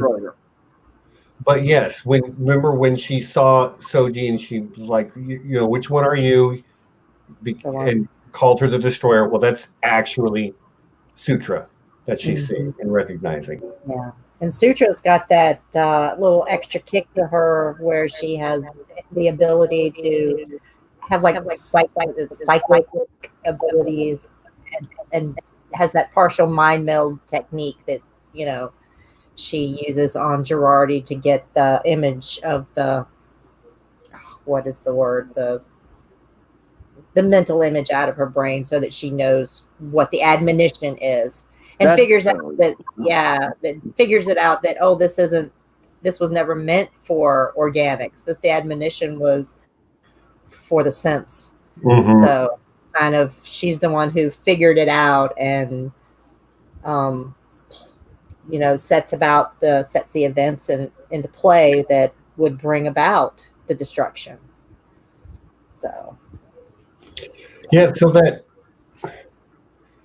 Because without her, they wouldn't have been, you know, they wouldn't have gotten that information in that way. Yep. I mean, it's a self-fulfilling prophecy, you know, in a lot of ways, but if I'm being honest, like that's one of the plot holes that I'm like, how does she know that that's what she's going to look like, you know? But that's neither here nor there. I did like that when we got to that point and I realized Soji looks like Sutra. Sutra had a sister that died. Which one lives, which one dies? Sutra is the destroyer, not Soji. I did kind of appreciate that twist when we got to that point. Yes, and it made so much more sense that Sutra was the one that was the destroyer, having lived with that loss of her sister for so long, and it internalized that anger. Oh my gosh. there's some love for Buffy the Vampire Slayer going on in the chat right now. There's some people saying they haven't watched it, and everybody else who has watched it saying, "Oh, it's so good, you should watch it." And Wheezy, who has not watched it, says, "Are Scooby's dogs like Scooby-Doo?" No. The Scoobies are Buffy's best friends. They call themselves the Scooby Gang because they help her solve mysteries. All right, we're back to Picard. I promise. But yes, Tangent alert. if you've seen Buffy, watch Buffy. Everybody here has seen it, and it's really good. And both Mom and I have the entire series on DVD. Yeah, I've seen it more times than I can think about. It's fantastic. All right. Anything else to say about It in Arcadia Ego Part 1? Or are we ready to move on to the finale? Part 2. Which is, believe it or not, It in Arcadia Ego Part 2. Which, okay, this episode just sent me on a roller coaster of emotions, particularly the second half of the episode. But first, because I haven't really given the shout out yet during the stream, and I really hope that she's not dead, and I don't think she is because we didn't. Are you talking about Narissa? Narissa. Yeah. I already said that as Narissa. She is phenomenal. I think she's a great villain, especially as you start to kind of see where she's coming from in the latter half of the season. Yeah. Yeah. And I hope we haven't seen the last of her. I don't think we have. I don't either. I don't think so either. I talked with Neil about this a couple of days ago. Like the day the episode came out, I'm like, Narissa's not dead. I didn't see a body, and we've literally seen her use a transporter to get out of trouble a few times already. So once right after killing Hugh. Yep. So until I see a body, she ain't dead, and I'm good with that because that is one sexy bad guy. Yeah, I'm not going to deny having a teensy bit of a crush there. So yeah, Peyton List. I mean, I'm not here to thirst all over her, but that is a sexy bad guy. And what a great villain origin story. Yeah. Oh, Sauntevia hopes she's dead. Yeah. I mean, it is possible she's alive, but it's always possible she actually is dead. I can't remember who asked. I think it might have been Dan, Voice of Reason, who asked about what happened to Narek at this point. Because, like, the last thing I remember seeing is when they were trying to deliver the explosive, and he does some, like, flying spinny kick, eventually gets grabbed up and held down. I don't remember seeing him after that. Does anybody else? Well, it's because following that we have Picard's death scene, and from that point on in the episode, it really is just all about our core characters. So we don't really see what becomes of him, and that would be a problem for me if this series was a one and done. But I presume that we'll pick up with him at the start of next season, which I'm very interested in because I think that he's a fantastic character, and I'm sort of looking forward to seeing what happens with him on out, which is another reason why I don't think Narissa is dead, because I think there is much more to go on between those two. Absolutely. Yeah. I think they'll both be back. You know, they got to keep that that incest vibe going a little bit, I guess. Yeah, well, the I know twins. Narek will be back. But, like, the fact is that they didn't, not that I can recall, even show his face. And there was a lot going on after that. And again, most of it was in space. And maybe my biggest complaint about the whole series takes place in this episode. But I also think that, like, my favorite moment is also in this episode. So The space battle where it's just CGI vomit all across the screen. I was just like, no, not for me. Too much flash, too much whiz pop bang. Like I couldn't hardly tell what was happening because there were flowers and phasers and a bajillion D ships, and I was like, man, whatever. It's a lot of money spent on CGI, and I think it would be, for me, way better if we just stayed down on the planet. So Well, then you wouldn't I get to know see- I'm being a grumpy guy today. I'm usually so positive, but like, I don't know. I had some issues with the show, and I had a lot of fun with that sequence, especially with the way they utilized the device and made it appear that there were a whole bunch more ships. I don't know. I thought the sequence was really fun, and I thought the CGI was incredibly well done. And I don't know. I'm sorry, Stephen. I had a fun time. Anything wrong? And then of course the fun just escalates when Riker shows up. And Now that was cool. yeah. I mean, this episode had maybe 2% more fan service than I would have put in, but like I don't even care.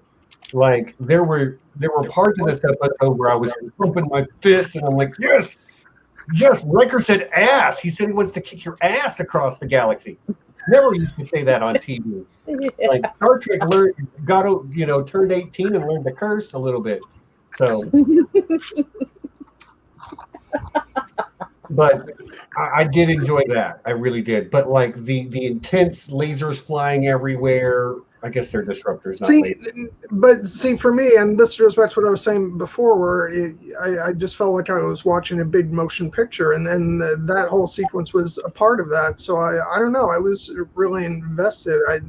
It was like I remember just feeling like, I'm not watching a Star Trek TV show. That I'm sitting in a movie theater watching a movie, and I don't know. It's I guess it's on different wavelengths. Yeah, on this one. we just have different point of view on this, Which is hilarious because when the show started off, you were much more positive than. Yeah, I know. We kind of traded places a little bit along the way. That's all right. That's okay though. Neil, I do want to get the question answered from Danny McKay. He wants to know what you thought of the new Romulan Warbird. Well, I did actually answer it in the chat, but I really liked the look of the Romulan Warbirds, and I am definitely looking forward to getting that ship on STO. And right. That's shorthand for Star Trek Online. For anybody who doesn't know, it's a game by Cryptic Studios, which is now owned by Perfect World, free to play. If you're interested. It is the Star Trek equivalent of World of Warcraft. Is the shorthand. Although I do know that they have stuff that is official canon for the series. Like the ship that Riker shows up in comes from Star Trek. Oh, yeah. But that ship comes from the video game. Yes, it does. That ship is an early version of what's called the Avenger class battle cruiser. Yes, I know. I'm a Star Trek nerd, and I love it. This is why we have Neil. Right. But also, Star Trek Online got a whole bunch of the actors to reprise their characters in the game. Yeah. And they got most of the Voyager cast. They got a lot of the DS9 cast as well. They also got Michael Dorn and LeVar Burton. So, man. Good stuff. See, your mention of DS9 right there just makes me feel like, I don't want it to get ridiculous because the show is establishing some excellent characters on its own terms. But would I say no in the future on the show of a guest appearance or two of some DS9 characters? No, I would not. No, that would be awesome. Because I would just love that because I love that show so much, and I'd love to see a couple characters pop up. But we'll see what the future holds. But no, I have to say I just love the Riker thing in this episode because it's like, yeah, it is fan service, but sometimes you just want Riker to show up in a big ass ship and say, "I'm going to bad thing. Too much of it is a bad thing. And not just that, it wasn't just Riker showing up; it was the Federation showing up. Well, and this has been their disillusionment with Picard's disillusionment and Rios's disillusionment, and Rafi's disillusionment. They've all of them, 7 of 9. They've all been let down by the Federation, but they still have that love for it in their heart, just that little bit. And then they show up. They knew Picard was like, look, I'm throwing it out there. It's a Hail Mary pass. They're either going to show up or they're not going to show up. But he had faith, even at the end, that they would show up and do the right thing with this first contact. And it was great that they listed it as a first contact, even though they were synthetics. They were giving them that dignity of life, that sanctity of life. And just having, I love the tension. I did too. And to be honest with you, I thought it was like, we've said it several times already. To me, by the time we got to the end of the series, there were 2 main themes they were talking about. And that was like, dealing with loss, and then dealing with coming to terms with your mistakes and learning to move forward in a positive way. And even the Federation had that, where they made a huge mistake and they were given an opportunity to take corrective action, and they did in the end. So it happened on the small scale with characters, and it happened on the large scale with the Federation, because we even said in our first half stream, the Federation is not the happy-go-lucky utopian society that we were fed in the original series and the Next Generation. That's just not what had happened. But I almost feel like season 2 of Picard could get us back to that type of Federation, because they did show up, they did evaluate, introspect, come to terms with the fact that they had made a mistake. Granted, this all happens off screen, but in the end, they show up to do what is right. With Riker at the head. Yeah, but I think it's going to be a bit more.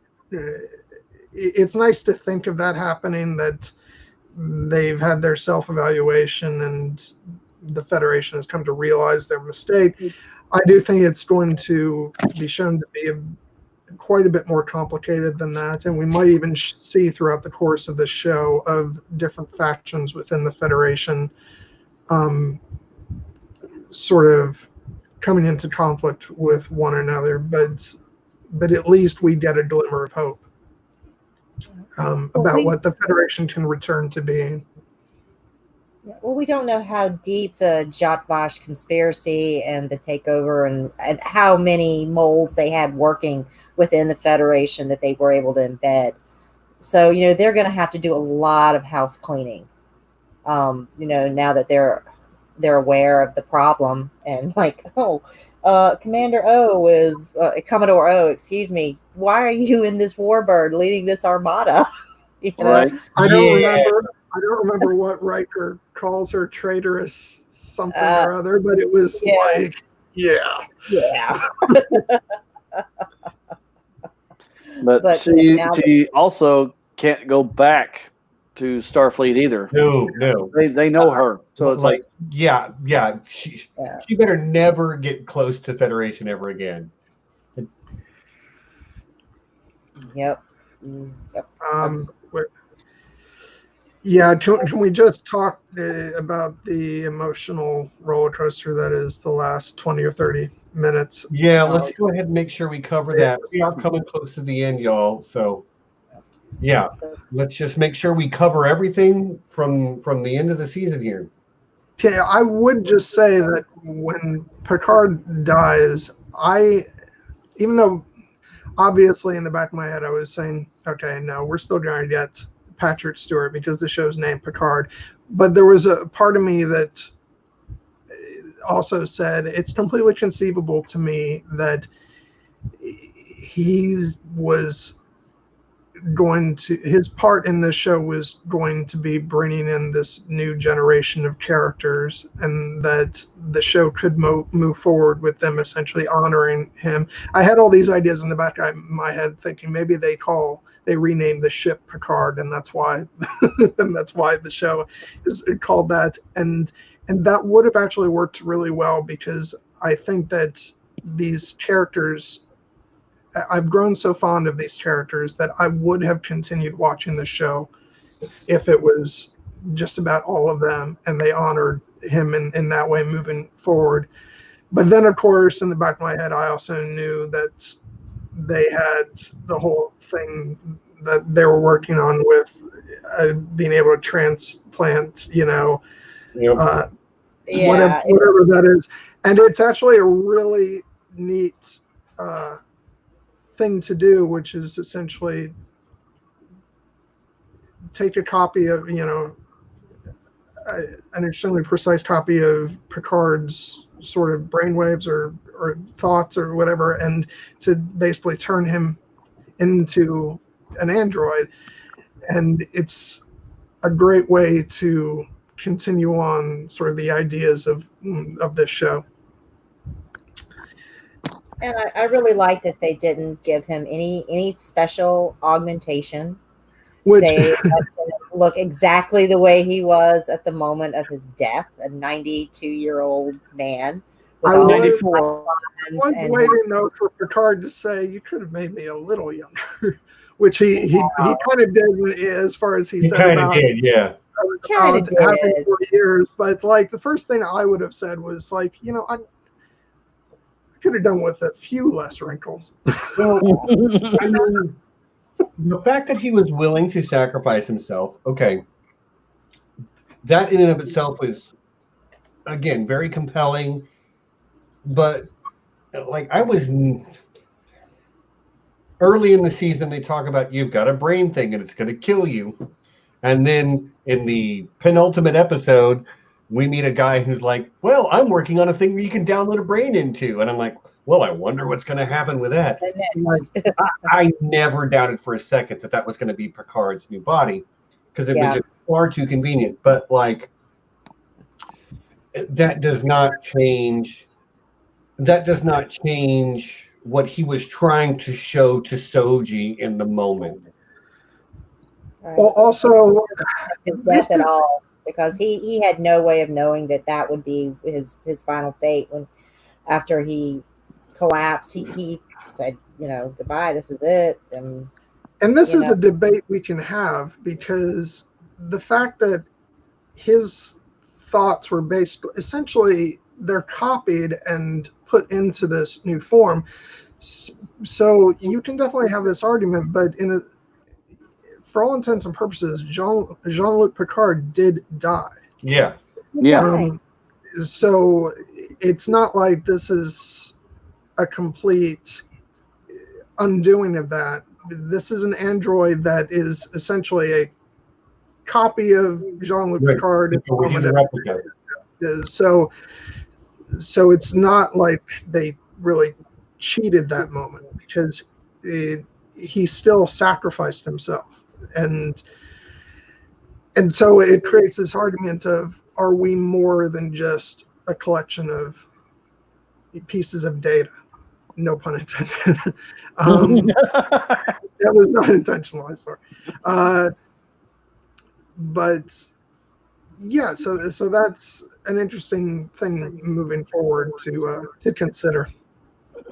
And in that sense, in the conversation between Data and Picard in that simulation, it's not really a conversation between Data and Picard. It's a conversation between copies of each one of them. So yeah, you can just go through and think, does that equal the same thing as that being them, or is it something less than them? Because especially if you believe in some kind of afterlife, you imagine that in that moment, Jean-Luc Picard, his soul leaves his body and that's his death. And so the character that we're moving forward with now is not quite the same person. We'll just we'll call him Thomas Picard instead.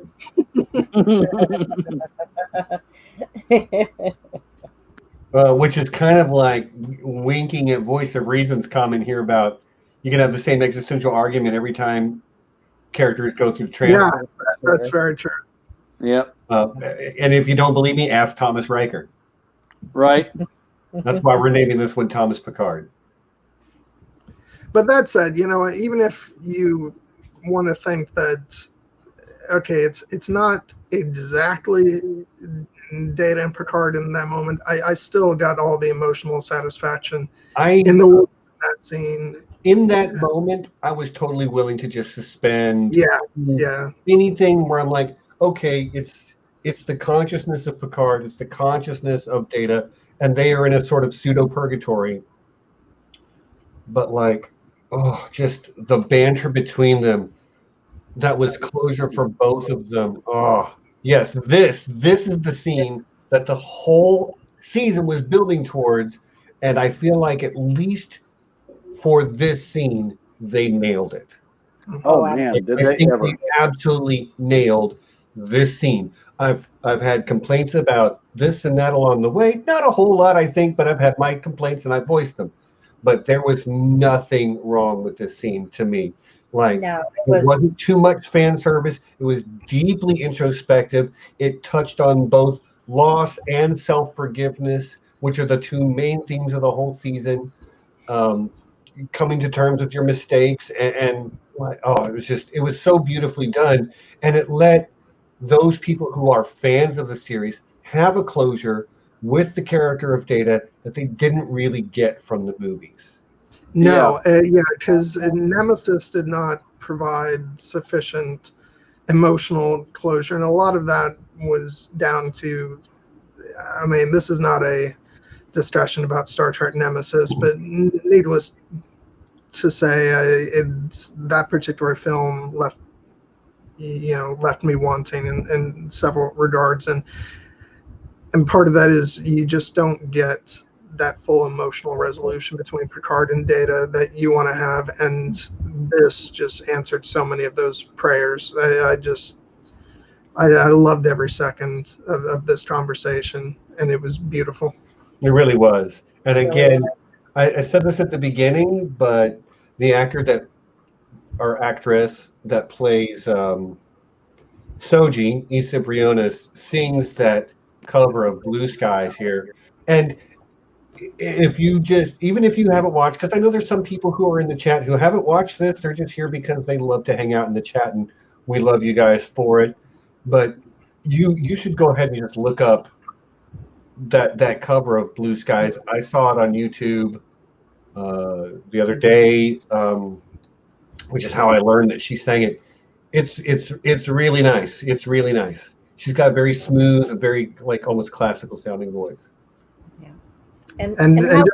Sorry, go ahead, Nessa. And how fitting was it that Picard, when he has he's brought back, is honoring Data's wishes, that it's him. He is the one that is honoring his wishes. Yeah, that's taking him off life support, so to speak. Yeah, that kind of, I'm tearing up now. But yeah. Yeah, sorry. That's kind of what I do. Just that visual of Data lying there getting older and older as he's closer to death, and that image of Picard in the Next Generation uniform sitting there with him, and as his friend dies, it was one of the most beautiful, heartbreaking images I can ever remember seeing in any Star Trek, and it was just perfect. Yeah, the emotion's getting to Nessie, apparently. I'm sitting over here recalling what I was experiencing, and I'm like, I'm just glad nobody was watching me, because I had to have the Kleenex to clean up my, it got a little bit messy, but I'm not the biggest Star Trek fan in the world, but I have had a lifelong relationship with the show, and it's been mostly positive. I do enjoy the series. I do enjoy the universe. It's never been my top fandom, but I appreciate it for what it is. And not only are Picard and Data characters that I've known since 1987 or whatever it was, but those actors are also really good at what they do, which is to make us, the audience, feel something. Oh, yeah. So like they had a lot going for them moving into that scene, but they really delivered, and I couldn't be happier with that. And they leave it in a place where I'm much more excited for season 2, and I'm much more excited for Jean-Luc to take a back seat and let the new cast move to the front. Yeah, the next generation. Yeah, I will say, because I think our expectations are certainly higher these days for television shows' inaugural seasons, because just because of how the landscape has changed. You look at fantastic first seasons for even last decade shows like Lost and Battlestar Galactica and Game of Thrones. and then Game of Thrones this last decade. And first seasons are enormously impressive. But if you look back at the history of Star Trek opening seasons, they haven't always been the strongest. And so I look at it this way: is even if we have, like me, minor complaints, and perhaps with you, Stephen, some larger complaints, it's still, for me, one of the better inaugural seasons of a Star Trek show. And I actually expect that it's going to grow stronger as it goes on, as the writers sort of figure out how to fine tune these characters and the narrative journeys that they want to take them on. And it's very interesting to me that they chose to make this season a singular journey, because if you had asked me at the beginning of the season, I actually thought that this plot was going to carry through as like a larger story arc for the full show, because we've gotten used to that with shows like Game of Thrones. But it's interesting that we obviously can still have elements of this moving forward, because things aren't completely resolved with the Romulans, obviously. But a large chunk of this narrative of the season has been resolved, and now season 2 is almost going to be able to have a fresh start in a lot of ways. So I'm very interested to see what they do with that. Oh, yeah. They've all got a fresh start. Yeah. Mm-hmm. Well, one of the...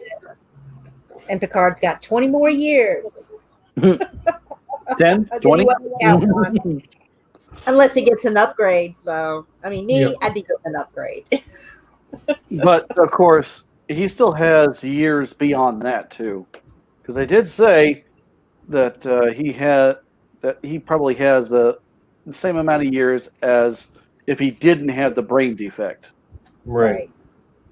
Which could be a long, long time. Yeah, in Star Trek, that could be a long, long time. Yeah. Could be another 30, 40 years. Yeah. Okay. I'm going to ask some stuff about season 2. If you guys think of anything else about season 1 you want to talk about, that's fine. Wait. I have to chime in with one more thing before you get there, because it popped in my head about 5 minutes ago. Sure. The scene, and I think it's actually in the it's in the first part of the finale, I'm pretty sure, where there's a moment between Picard and Raffi, which just choked me up, where they tell each other that they love the other. And that was just a great character moment between the two, and I just wanted to mention about that before we moved on. Right on. Well, my question is about season 2. Any speculation? Anything you would like to see moving forward in season 2, or something like you want them to explore more? I'll tell you one of the things I'm kind of excited about. There's a very subtle nod to it, but it appears that going forward, Raffi and Seven are going to be romantically involved, and I don't know that Star Trek has ever had a same-sex couple that were main characters before. Actually, In Star Trek Discovery, Okay. they do have one. It is a same-sex male couple. Okay, but I haven't watched Discovery, so I wasn't aware of that. But I am, Star Trek has always wanted to push those boundaries, and like you don't do representation by having a person in the background say one thing to identify them as gay. Like that's not what representation is. And I'm happy that the people that are making these shows are conscious of being representative, because that's something that Star Trek always wanted to do from the outset. From the 1960s, they wanted to show people from all different walks of life working together. That's why they chose Japanese and Russian people to be bridge crew, because when Star Trek came out, the people who were adults watching it remembered when we were fighting wars against the Japanese and how we were in a Cold War with the Russians. So, and of course, also during the Civil Rights Movement, yeah, you have Uhura on the bridge, in charge of communications. Right, and yeah. Did they maybe I'm just misremembering, but when 7 of 9 showed up in episode 5, I think it was, did they drop any hints that there was interest between those two? I didn't pick up on it, but I know Mom said that she saw it. Okay, because it rather caught me off guard at the end of the finale. It did me as well. And I was a little bit disappointed in that, because I just would have liked to see a little bit of development there before they were just holding hands all of a sudden. I mean, I think it's great, and I'm very interested to see that heading into season 2. It just seemed very, very sudden to me when I was watching it. So Yeah, I don't know. I didn't see it coming either, but Well, maybe you might pick it up on rewatch, because Yeah. this season definitely deserves a rewatch. Yeah, absolutely. Yeah, and as Danny says, Whoopi is coming on board next year. It's just going to be great. Yeah, there's actually a really, really cute snippet on the internet of Whoopi Goldberg on her show. What is it, The View? Yeah. Yeah. And Patrick Stewart is on as a guest when he asked her to come on. It's actually pretty cute. You don't have to be a fan of The View to enjoy it. You should look it up. It's pretty good stuff. Yeah. And it's on the YouTube, so. Yeah, it's on the YouTubes. What else we got, y'all? Anything else from season 2 you're looking forward to? Obviously, Whoopi is going to be awesome. Okay. What are we going to do with that Borg cube? What are we going to do with the Borg cube?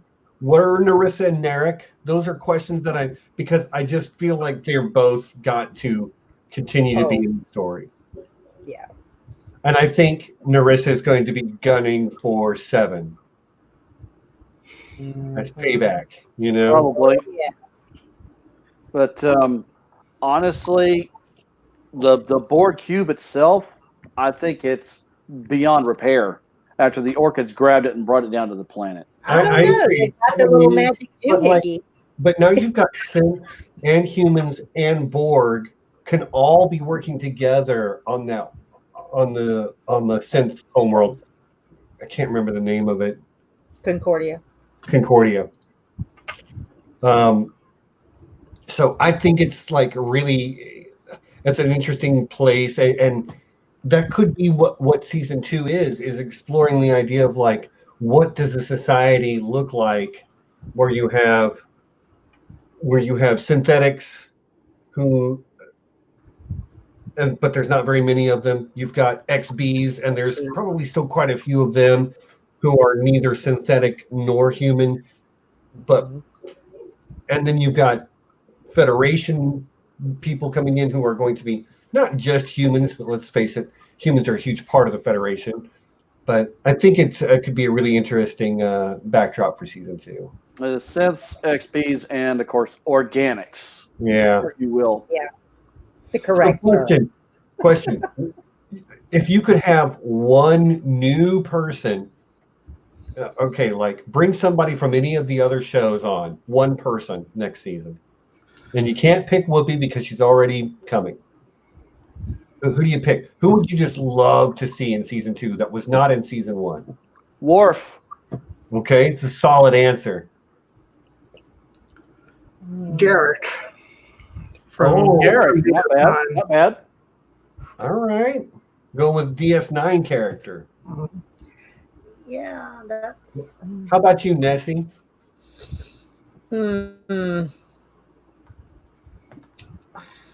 I would be happy to see any of them. Oh God, let's see. I'm horrible with the names. That's fine. So yeah, the commander from Deep Space Nine. Oh, Cisco? Yeah. See, I was going to say Nog. You can't do that now. Deep Space Nine characters, I would like to see. Nog is definitely not going to be on season 2 because unfortunately the actor Aaron Eisenberg has passed away this last year. Okay. I was not aware of that. Which is heartbreaking doubly because when they did the DS9 documentary, they framed the whole thing with basically a writing session of what the first episode of a new season of DS9 might be. And in that, imaginary episode, Nog actually dies at the end of the episode. It's like a big shocker. And then it was just a short time after that that we found out that the actor actually died for real. So it was like double heartbreak. But yeah, then it's just terribly sad, and so we won't get to see him again, unfortunately. Unfortunately not. Another one would also be Rene Auberjonois, who played Odo. And I was just thinking about Rom, Neil. What's that? Nog has a son called Rom. Is that right? Actually, it's the other way around. Rom is the father and Nog is the son. Okay. Yeah, it is Nog that I wanted. I wanted the son. I didn't realize because he was really young when he passed away. I think he was in his early 50s. The guy that played Okay, I'm clearly getting names of characters wrong. I'm talking about the Ferengi that was a kid. Yeah. No. Yep. He's 50-something when he died? He was like 51 when he passed away. Through the wonders of makeup. But he's younger than me. He's got to be younger than me. If he was on DS9 and he was a child. He was born January 6th, 1969. I've actually got it pulled up right now. Oh. So he was my age, Stephen. A little older. Okay. I'm gonna look into this after the stream is over because my brain is broken. You know who would be a good addition for the next season would be maybe not Cisco, but Cisco's son. Yeah, that Jake, would be not bad. Jake, yeah, would you have an age with the rest of the cast? My first choice would have been if the character wasn't dead, even though, she's sort of not dead, but it would have been Jadzia Dax from DS9, but that particular character died even though the Dax symbiote continued on. But you could still do Ezri. Yeah, but that's not the same. I want Terry for So I'm basically sticking with my original answer and of Garrick because I think he would be tons of fun to see again. That's a good solid choice, my man. That's a good choice. I'm going to go with yours. Garrick would just make it so interesting. Anyway, anything else to say about this show? Looking forward to season 2. Looking forward to season 2 myself. Anything else? Nobody? No? Okay. Well, guys, then I'm going to say to everyone, thanks for coming. We really do appreciate you. If you've made it so far and you haven't hit the like, please. If you've enjoyed watching and hanging out with us, hey, subscribe. We do this every week. Next week, character deep dive on Amos Burton and the Expanse. Something I'm very much looking forward to. Mm-hmm. Amos is a character that fascinates me. There's a lot to dig into there, so I hope you guys are looking forward to it. We'll see about doing some Quarren streams this week, potentially. You've got John's thing on John's birthday stream, 4 p.m. Eastern on his channel. Link in the description. Friday, Nessie might have something. We'll see. link not in the description yet, but it will be. And just to make it easy, there it is again. You can subscribe to Nessie's channel. There's a link to her channel right there. And there's more content to come from both of them. So for my co-host and my brother, I am Stephen Stark. Nessie, John, Neil, we thank you all for coming. And until next time, peace and be excellent to each other. Party on, dudes.